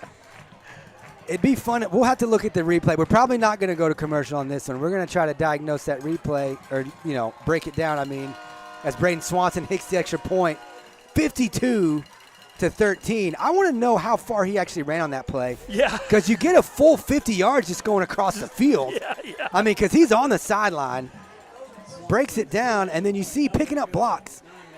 And look at these offensive linemen running down there. Boschma, look at that. Look at Boschma right there. Come Jeff on, man. Cott, Truett Vaughn getting down there. You see Foster all the way down there inside the 10-yard line. And I think Maddox was just going down there to tackle him to celebrate. Yeah. The celebration was on. These poor kids trying to do push-ups right now. And then we got Eastwood putting him on camera. That's right. Who's going to do 52 Oh, push-ups? he's changing it up. Cyrus got to do set-ups, man. I can't do that many push-ups. 52-13, and that's one of those back-breaking plays where it's a busted play. It's not there. He's rolling out to his left to throw it. You think about throwing it away. No, I'm going to keep it, keep the clock running. He stays in bounds, and the next thing you know, he's running all the way across the field for a touchdown. What a run by Cooper Martin. He really is. He's just so fast, but he also has a really good sense of space, and he does a great job setting up blocks. And so even on that play, which is just kind of a broken, scattered play out there, he does a great job of letting his guys get in position to block for him, and just a really, really great play by Cooper Martin. 48 yards touchdown run for Martin. And here's a line drive kick going for the corner of the end zone and rolls out at the 2-yard line. Oh, that's a heartbreaker. And the gamble pays off for Dickinson back there, because if that dies right before the sideline, or you have a chance to recover it down there. I mean, that's what I thought was about to happen. Or you pick it up and you're tackled inside the 5. I mean, but it pays off, and it goes out of bounds. So he needed to do what our guys have been doing, which you told me about for the first time last week, which is put one foot out of bounds and just then pick that ball up. Yeah. Because he just gave up on it. He was just kind of watching it, and any of our guys could have picked it up, and that would have been 6 points. So 9:50 left to play. They'll bring it out to the 30-yard line. But the Mustangs out front, 52-13. And we said you can't just sit on a halftime lead. This Canadian team's going to come out, and you're going to get a good shot from these guys. And the Mustangs have been up to the challenge in the second half. 52-13 as Mitchell and the Wildcat offense goes back to work. They keep it on the ground still. Dickinson coughs it up. Was he down? No, the headline's been immediately pointing to the ground, which I think is the right call. I think that's the right call. But, Dickinson is a really good running back, Nathan. He has just got some explosiveness to him. And he's really dangerous with the ball in his hands. This time right side. He's got more room to run. Connor Shires out here, turns him back inside. Foster cleans him up. Foster, we've seen more on defense and offense a little bit in this game this week. A couple big runs for Dickinson, but good play by Shires to keep that in front of him. And Easton there to clean it up. Mitchell fakes the pitch out, gets away from the line of scrimmage, but didn't get away from Daniel Rideout. That's a great play, just a great hustle play by Daniel Rideout, and he's been doing that all game long. But doesn't give up on the play, keeps chasing, and is able to bring Weston Mitchell down for a nominal gain. You're seeing the speed that the shallow water coaches have talked about all year long, chasing those down. Good run off the left side for Chris Flores. Are they going to give him the first down? They're going to say third down, so he's going to be maybe half a yard short. And they line up quickly. Quick pass across the middle to their big guy, Riggs Pennington, and he's got the ball inside the 15-yard line for a first down. Just a shallow water defender just fell down on that play, and then the linebacker help was a little slow getting there to open that play up. Well, moving real quick now, and pitch out to Flores, right side. Shires and Foster stand him up inside the 10-yard line. That's good work. That's good work by the shallow water defense. They're just so great at pursuit. It's almost easier to get big plays and chunk yardage up the middle on this defense than it is to try to get it on the edges. And a timeout for Coach Vincent. He came running out on the field. There was something he didn't like. Of course, just Canadian with their tempo had the defense on their heels a little bit, so maybe, if anything, just kind of let the defense catch their breath, who's made a couple of stands.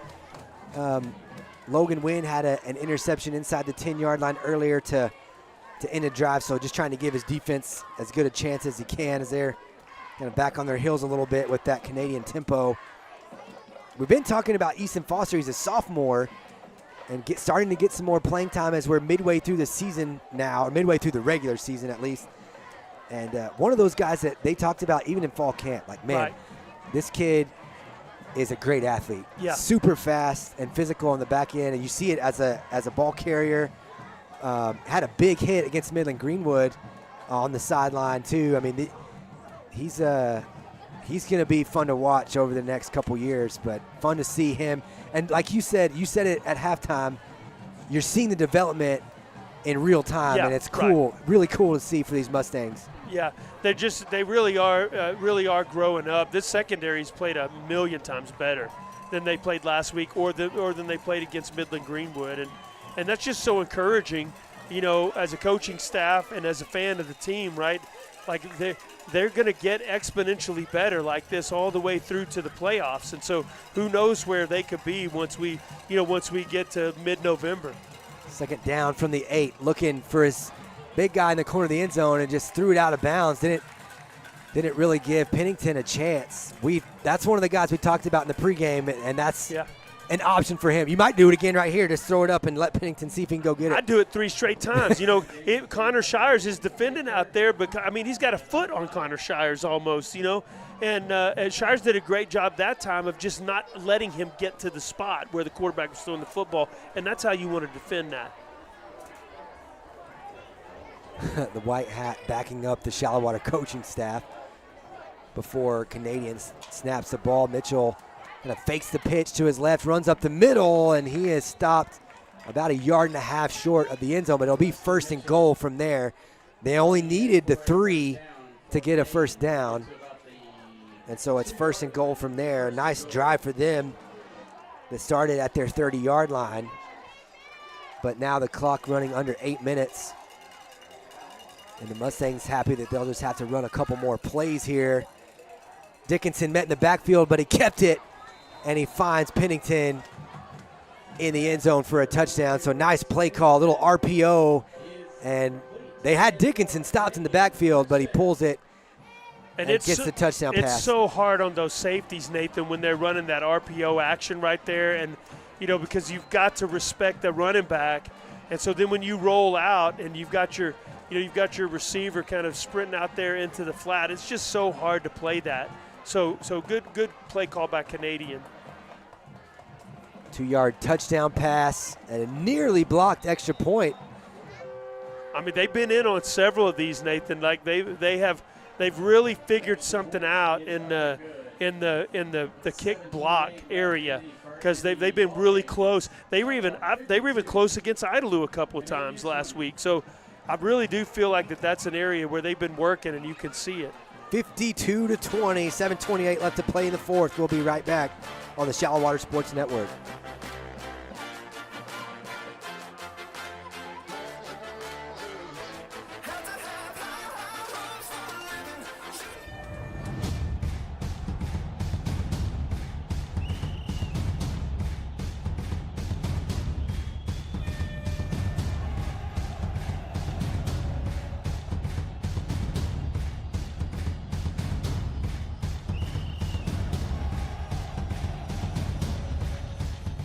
People's Bank is a proud supporter of Shallow Water Athletics. Let's go, Mustangs and Phillies.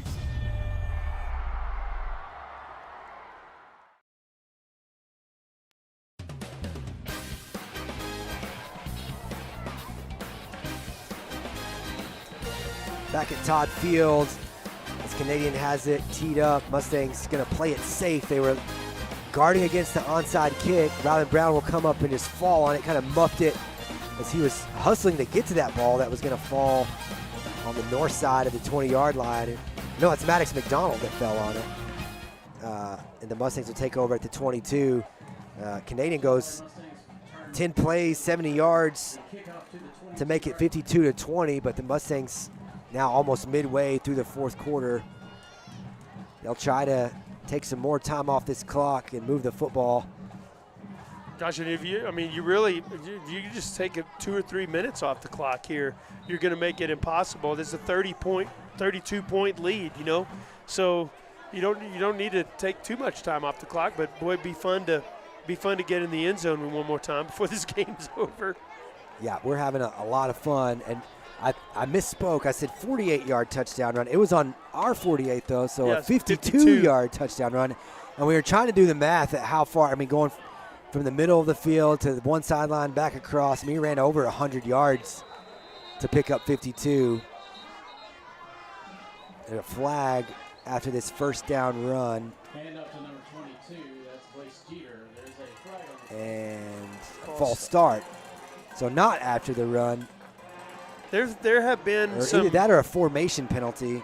There's been some pre-snap penalties, Nathan, that I know that the coaches are going to want to revisit in the film room. You know, after a big win like this, coaches do like to have something that they have to harp on and work on, you know, and there definitely is going to be some stuff that they're going to point out. One of them has been these pre-snap penalties. You can't keep putting yourself behind the chains like this. You know, it doesn't always work in your favor like it has tonight.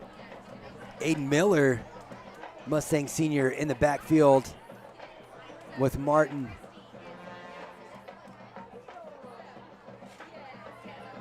And Byron Carrion gets the handoff and really nowhere to go. He stops behind the left side of that line and dances around a little bit. He lost 2, I believe, back to the 15. So now 2nd and 17.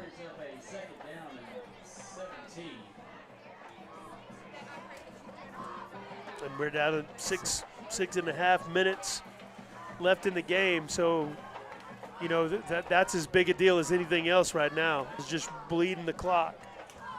Miller and Carrion in the backfield. Shires, slot receiver. Also see Cash McCravey out there and Christian Curtis Prieto in at wide receiver right now. Carrion, another carry, and nowhere to go. I mean, Canadian knows what's coming, and they're putting everybody in the box, just nowhere for Carrion to go. Yeah, it's, you know, this is a tough situation for your offense, you know, because you're right, like the defense knows exactly what's about to happen, and it's just really hard to make any room whenever that's going on. Now, early in the game, you saw the safeties playing pretty deep, those corners giving a big cushion on the outside, and right now they've got everybody within 4 yards of the line of scrimmage, and those safeties are getting down quick, those linebackers. But like you said, now under 5.5 to play, still 10 seconds on the play clock. Yeah, mission accomplished. I mean, you're taking time off the clock. That's the most important thing. 3rd and 18, and handoff for Shires, cuts it back up the right hash. Nice gain on 3rd down, but just too far behind the chains. Gets out to about the 19. That'll be 4th and 13 from there. And see if Cruz comes out to punt or if Ryland's back there. Looks like Ryland probably going to come out to punt, but the Mustangs will be able to run this down to about 4:20. Did they call a timeout? I don't think so. Maybe we're about to, because our special teams unit on the sideline, they've got 10 seconds. Yeah. Yeah, we might take one. It looks like Coach Vincent standing right by the line judge. He's just watching the play clock run down, and now he calls it with 1 second on the play clock. So they burn their second timeout here in the 4th quarter. 4:22 left on the clock, and yeah, you love the way the Mustangs have responded. A really good Midland Greenwood team comes in here, one of the best in 4A Division II in this area, and they're in their 4th year under a head coach that's taken their program back to where Ranger football used to be, early 2000s, and what looks like, especially from that halftime score against Wall, Wall's the number 2 team. We're playing Canadian, the number 6 team in 3A Division II. Wall, really their counterpart in the region that's always there at the end of the year. Number 2 in the state in the rankings. Idlew 14-14 with Wall. And yeah. Those guys were kind of like, man, well, now our reward after a big game, big win against Shallowater, now we get to go play Wall. Right. Right now, Wall with the 2-touchdown lead. Oh, that's final in Idlew. So here we are bragging on them, 35-21, the final that we see courtesy of Dave Campbell's. But that Idlew football team is a good football team. Oh, yeah. They're going to cause a lot of people some headaches this year. And they'll be looking forward to another shot against somebody like Canadian, who they felt like they could have beat, had a goal-to-go situation, almost completed the comeback. They were down 27-0 against this Canadian team, and then Canadian played Wall for the 3rd year in a row in that regional final. Ryland Brown gets a good punt away, and fair catch called for by Pennington. He muffs it, Maddox fields it. He You can't touched return it. No, But I you think can't he return touched it. I think it went through his arms. But even on a muff, that'll come back to the 48-yard line. Okay. But, the back judge just picked up, or the umpire just picked up the beanbag. I mean, it You definitely can't advance a muff punt. It definitely went right through the guy's arms. Maybe that's what they're talking about. So you can't pick up a muff punt? No, you can pick it up, but you just can't advance it. Okay. All right. You recover it, you can't return it. So he does clearly muff it. He calls for the fair catch. But once we recover this football at the 48-yard line, that's a dead ball. And you Should see be right there. You see him. The back judge throws his beanbag, which I thought is to mark the spot, which really you're supposed to blow that dead. He can't advance it. It doesn't really matter in this game. No. But I'm surprised that we got away with that. So muffed punt, and now the Mustangs in business down at the 25-yard line. I don't think that rule has changed. I'll have to check that one. Check the rule Yeah, book. maybe not. I mean, Cavaliers not going crazy on their sideline. But again, it doesn't really it's matter. I mean, we were going to get the ball back either way. Right. So it's kind of a moot point.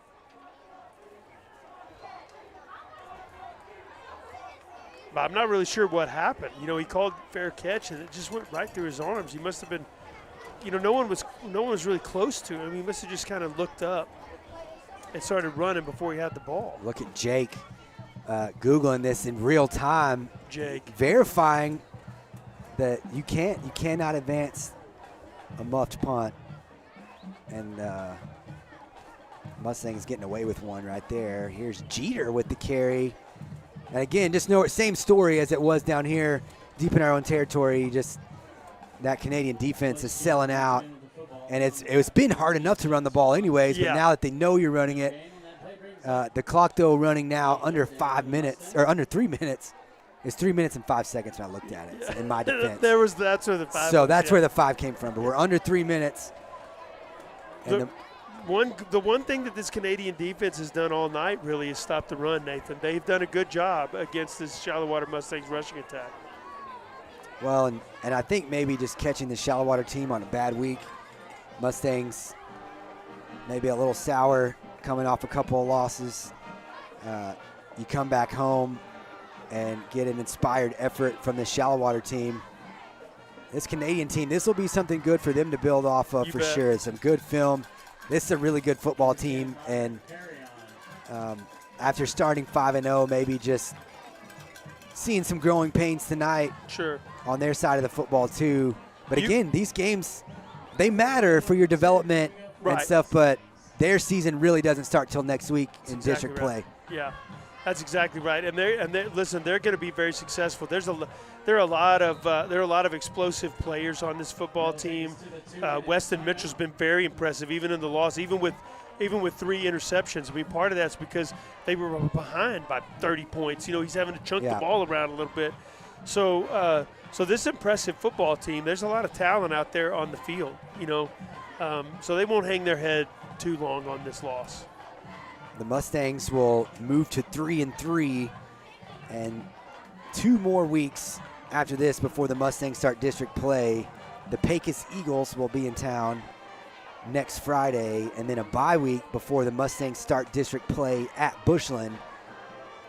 And just 3 games. I mean, it's like when you have 3 district games, they all have district title implications. Dalhart looks really good too. You'll end the year at Dalhart, and that's what all this is about. You're building towards that part of the season, being able to play your best football against those teams when it really counts for playoff positioning. And right now, 3-3, they're going to go into that Pecos game on a high note, it looks like. And Nathan, that's one of the things that I've been the most impressed with Coach Vincent and his coaching staff, like almost every year he's been here. Like one of the best things about them as a coaching staff is that the team that's playing at the end of the year looks pretty drastically different from the team that's playing at the first of the year. They do a really good job of developing players. And, the one thing that we don't talk about often is that the coaches are learning too early in the season. Like they're learning what our players can do and what combinations work well out there in the secondary and on the offensive line. Like they're learning all that stuff too.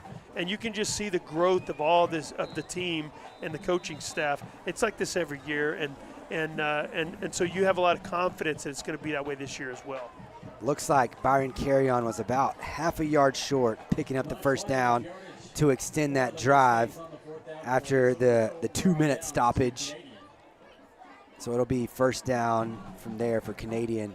But yeah, like you said, the coaching job, that, and then you're trying to shuffle around different combinations, and with that you're dealing with injuries. Oh yeah, guys getting banged up, sure. And so well now this guy is out, and we've got to move things around. So yeah, dealing with a lot with what at the beginning of the year was a very inexperienced football team, and now kind of coming into form with an impressive performance here. Mitchell and the Wildcats, one more offensive possession. They set up the screen and a nice tackle. I started to say Rideout, but it's Manning Mitchell. Rideout, he wore 20 last year. That's Manning Mitchell this year, comes up and makes the tackle. Another one of those young players that you're excited to see develop. Manning Mitchell, the secondary for the Mustangs. Rolling out to his right, looking deep, and almost intercepted. Oh, my gosh. Foster almost had one. He's going to be seeing that one in his sleep. That was, he once again, they reads the route really well and just beats the defender to the spot, just outruns him to the spot. Look at that. Yeah, you see the speed on the back end to undercut that route and get to that. And if you're, if you're a wide receiver on that play, you want to make that cut sharp. But the problem is Easton knew what that route was way before he even started running out there. Here's Mitchell with the keeper left side out near the 45. A big run for him. But now under 90 seconds to play, and we've got to start thinking about, there's got to start serious deliberations for the Glassine, Vice, and Interman players of the game. I don't know. I've already got two in mind. I don't know if we'll deliberate very long. I feel like I've got my two guys. We'll talk about it at the break, but it's going to be a fun Caprock Financial Group post-game show. So stick around for that, and It's really hard on a night like this because a lot of guys have played really great football, so it's really hard to kind of narrow it down. So we've seen a lot of really great performances. Mitchell with a little bit of time dumps it off to Dickinson in the backfield. Dickinson, woo, dangerous play. He did that once earlier in the game, and now he's like, I feel like I can do this, So I kind of feel like Logan did him a favor too, because they didn't flip him over. They kind of just held him up right there. Yeah. Well, he launched up at him, but Dickinson, All just a big guy. And he gets away with it. Man, that's a dangerous play. It could cost you big time. Baze Barker was there too when he came back down to the ground to wrap him up. The most dangerous part of that play, though, was Weston Mitchell throwing that pass. I mean, it was a backward pass. If anything had happened and he was under duress, that would have been another turnover. Dickinson goes out of the game. Barker got his hands on that, as that was another dangerous pass across the middle, looking for their big target, Riggs Pennington. Barker with the breakup. I was going to say, as Dickinson went to the sideline, they're probably telling him, like, hey, in a game like this, like, don't do that. You're our star running back. We're going to need you. Yeah. We don't need you to do stuff like that. Mitchell takes another big hit as he lets it go down the field and just out of the reach of his wide receiver Jimenez, but took another shot, I believe. Number 70. It looked like to me. Yeah, Alejandro Vinzer. He was there, and you also had Paxton Shockey in on that play. That's why I was trying to decide. It was one of those guys from the left side of the line. They were both in there. You see Adrian Ortiz in there on the line with Juan Martinez. Mitchell going to let one more fly. Maddox is in great position, and he's got another interception to seal it for the Mustangs. Just playing center field. He was really deep. They take a shot, and McDonald's there to pad his stats a little bit. Well, that's, Nathan, the same kind of thing happened last year. Remember, we kind of got up, and then they, because they had to score, they're kind of chunking the ball around, and it turned into kind of a cascade of turnovers, and that's what's happened here tonight as well.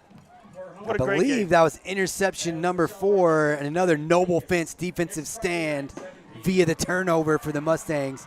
52-20 the final. Stick around for the Caprock Financial Group postgame show and the Glasheen Bison Intermen players of the game.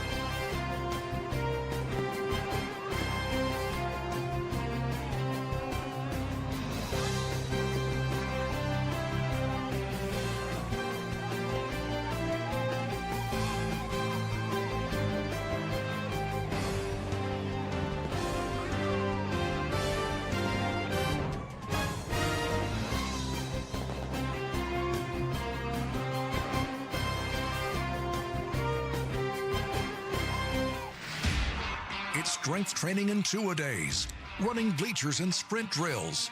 You practice till you can't take another step. Then you practice some more. You love the process because you know that to remain in a class of your own requires exemplary character, sportsmanship, and unrivaled excellence on and off the field. First United Bank is proud to support the Shallowater Mustangs and Phillies. You truly embody the spirit of West Texas. Founded in 1913 and located in northwest Lubbock County, Shallowater is a place you will find people with small town values who pride themselves in West Texas traditions. Shallowater is a community you will be proud to call home. Mayor Roy King Potter and the Shallowater City Council encourage you to stop in and say hello. They want to make Shallowater the best it can be. Shallowater, where Texas pride runs deep.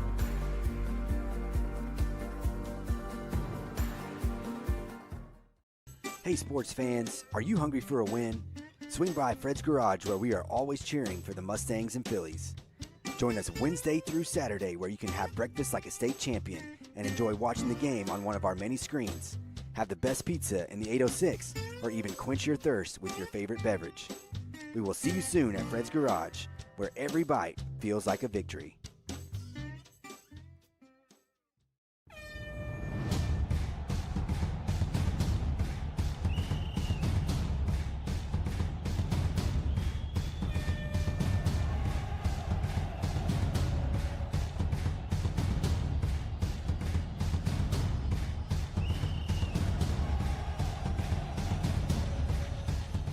People's Bank is a proud supporter of Shallowater Athletics. Let's go, Mustangs and Phillies.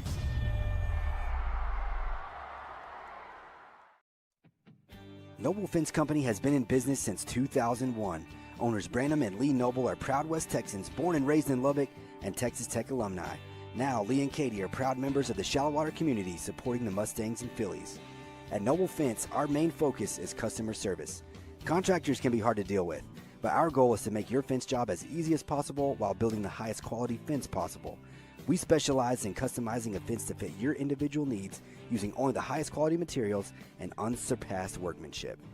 We strive to build quality fences, but more importantly, quality relationships with the great people of West Texas. Find us at noblefence.com and call or email us today. The future starts here in Shallowater ISD. Our students are dreamers, leaders, and achievers, prepared for success in every path they choose. With strong academics, competitive athletics, award-winning fine arts, and unmatched community pride, we're building tomorrow, today. In partnership with our community, we challenge and support every student to live with service, leadership, achievement, and character. Together, we're shaping a future of excellence. Shallowater ISD, in a class of our own. It's strength training in two-a-days, running bleachers and sprint drills. You practice till you can't take another step. Then you practice some more. You love the process because you know that to remain in a class of your own requires exemplary character, sportsmanship, and unrivaled excellence on and off the field. Spirit Mortgage is proud to support the Shallow Water Mustangs and Phillies. You truly embody the spirit of West Texas. For over 40 years, St. Clair Orthodontics has cared for our patients with the latest and cutting-edge orthodontic care. We see this as our mission field, where we have the privilege to care for you beyond your smile, helping you find confidence, hope, and the smile you've always dreamed of. We truly believe that in this office, thousands of lives will be changed. Start your smile journey with St. Clair Orthodontics by scheduling your free consultation. You can find us online or call us today. At Zia Lone Star Power Sports, we love to ride. Whether you're hitting the trails, cruising on the lake, or exploring the back roads, there's a ride for every adventure. When we took the side-by-sides to the canyon, or we raced the Sea-Doo last summer, and don't forget the ATVs on the ranch. 4 locations, endless adventures. Come see us at Zia or Lone Star Power Sports and start making your own family memories.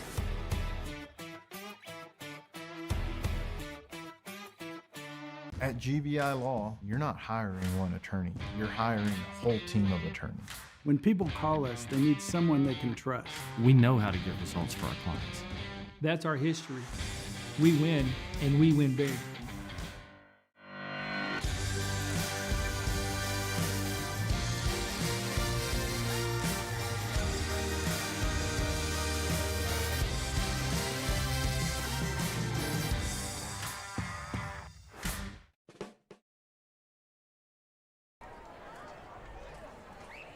We are back at Todd Field for a victorious edition of the Caprock Financial Group post-game show. 52-20, the Mustangs all over the Canadian Wildcats tonight. And our guy, Brad Miles, is down on the field with the Glasheen, Bias, and Interman players of the game. We'll send it down to Brad. Hey, guys. Look, I got the 2 players of the game standing here right next to me. Here on my left is Cruz Dixon. Here on my right is Daniel Rideout. They had both Mustangs, incredible win. But one of the best things that was going on was this defense played lights out. And the secondary in particular played lights out. So I got 2 members of the Shallow Water Mustangs secondary here. We're going to start with you, Cruz. 2 interceptions tonight, baby. So talk about the turnovers. As a defense, what were you guys seeing? And how were you guys able to come up with so many turnovers tonight? This week, I mean, it took us a couple weeks to figure it out, but we put it all together tonight. Our D-line was getting home, and we've been working it in practice, and we just had it all covered up. Yeah, so much more discipline in the secondary this week, and just playing good, responsible. You know what I'm talking about, defense, really great. And that's a good Canadian team that you played right there, a great quarterback. So way to go. Now, let me ask you that one, though. Yeah, I mean, when those are coming your way, like, do you ever worry? Am I going to drop this? Do you ever think about that? Oh no, my eyes get wide. I'm ready. I want to pick every time. Ready to rock. Okay, so Daniel, let me just tell you. Let me tell you why we gave you player of the game tonight. Because you were just hustling like a bro all night, like just hustling. Like my favorite play of the game, my favorite play is when Champ picks up that ball and he's running down the field and you sprint down there and make a block for him and spring him for the touchdown. So talk about that energy and the effort that you guys brought tonight and how that translated into the way you played on defense. Man, we just play for each other, love each other. That's what they've been telling us all week. So we did that and we executed and we came out on top. And that hustle, man, that hustle, just not finishing every play, right? That's what it takes. So let's talk about what's coming down the road. You got Pecos coming up, and then we start district play. So what are the things you're going to take away from this win and also the last couple of weeks of losses that are going to help us be successful going into district? Not letting my teammates' heads get down, keeping everybody up, and always playing together and doing your job. Trust in your teammate. Yeah, that's great. Trust in your team. What about you, Cruz? What are the lessons that you guys have learned that you're going to take into district? We just need to not give up, don't ring that bell, and just keep each other heads up, and we'll be good. That's right. Hey, it's Brad Miles from the field tonight with the players of the game, because we rock all the time. All we do is win, win, win, no matter what. Brad out. All right, thanks, Brad. We appreciate it. And good to hear from the Glasheen, Bias, and Interman players of the game one more time. Cruz, Dixon, and Daniel Rideout. An incredible defensive performance for the Mustangs tonight. I know we go with 2 defensive players there, but Rideout all over the place and made, a couple of the more electric plays of the game. He forces the fumble that ends up being a scoop and score for Champ Clanahan. Also got a key block to make sure that Clanahan got in the end zone, and he talked about the 2 interceptions for Cruz Dixon at a critical time in the third quarter, because we went into halftime 38-7 in favor of the Mustangs. You knew that Canadian was going to give you a surge. They were going to come out fired up in the second half. That's what good championship level football teams do. Canadian forced a Mustang punt right out of the gate in the third quarter. They get a 6-yard touchdown pass from Mitchell to Riggs Pennington. And there you go. It looked like, okay, they're back on their way. The Mustangs blocked the extra point, so it's 38-13, but still early third quarter.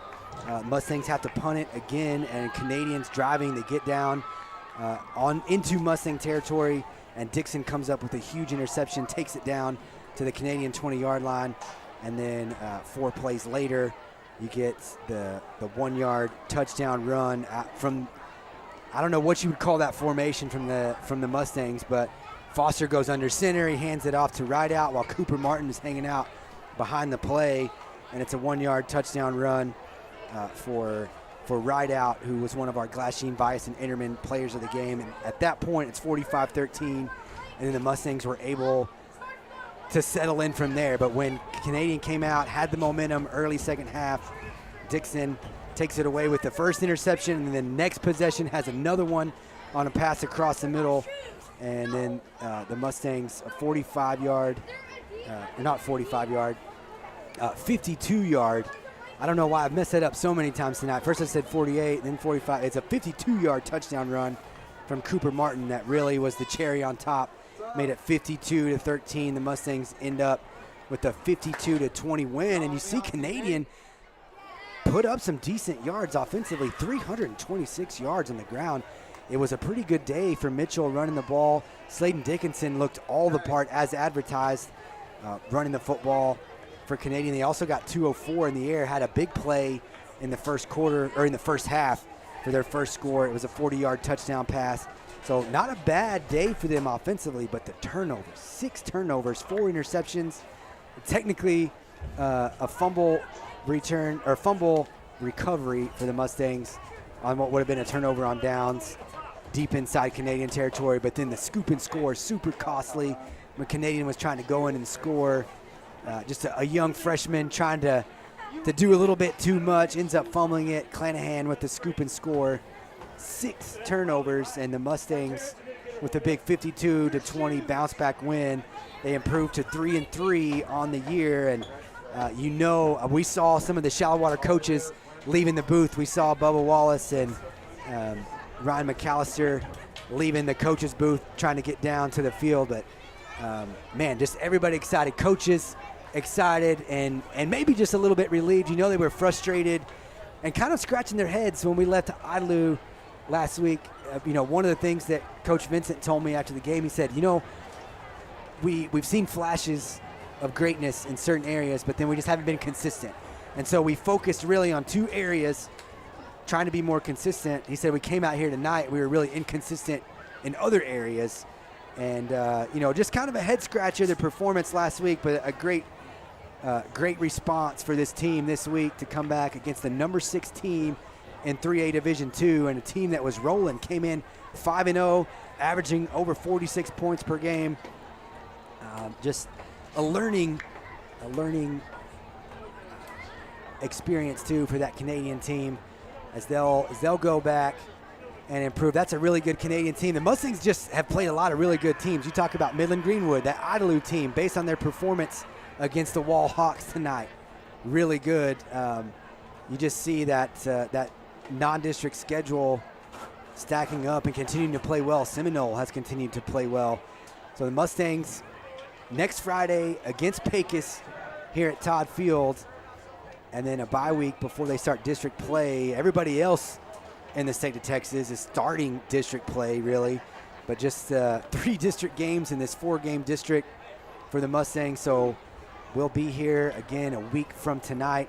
We will be at Chuck Darden Court tomorrow noon, and it's a big game for Levi Savage and his Phillies. Right now, the Phillies 3-0 in district play, taking on an Idalou Lady Cats team that's also 3-0. So district title implications at the Horseshoe tomorrow for Levi Savage and his volleyball team, and for that Idalou volleyball team. So if you are in town and you're not at a flag football game or a soccer game, make your way to Chuck Darden Court in the Horseshoe for what should be a really fun volleyball game between Idalou and Shallowater tomorrow afternoon. They're already well into district play. Big thanks to Kurt Richardson joining us on the First United Bank pregame show.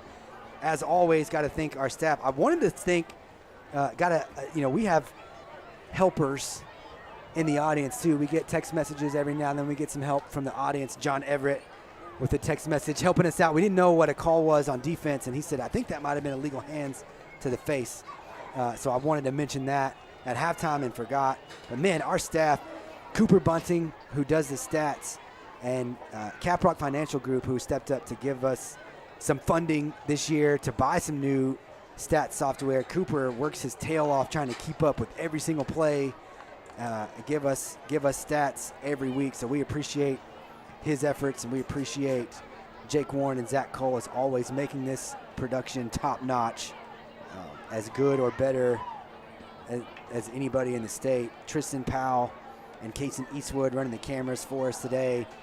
I know Angel couldn't be with us this afternoon. He was texting us throughout the game, so he was enjoying the performance by the Mustangs. 52-20, a big statement win for the Mustangs as they get ready for district play. One more non-district game next week, and then we'll be in the 2-3A play. For Brad Miles and the entire Shallowater Sports Network crew, so long from Todd Field. We'll see you at high noon tomorrow at the Horseshoe.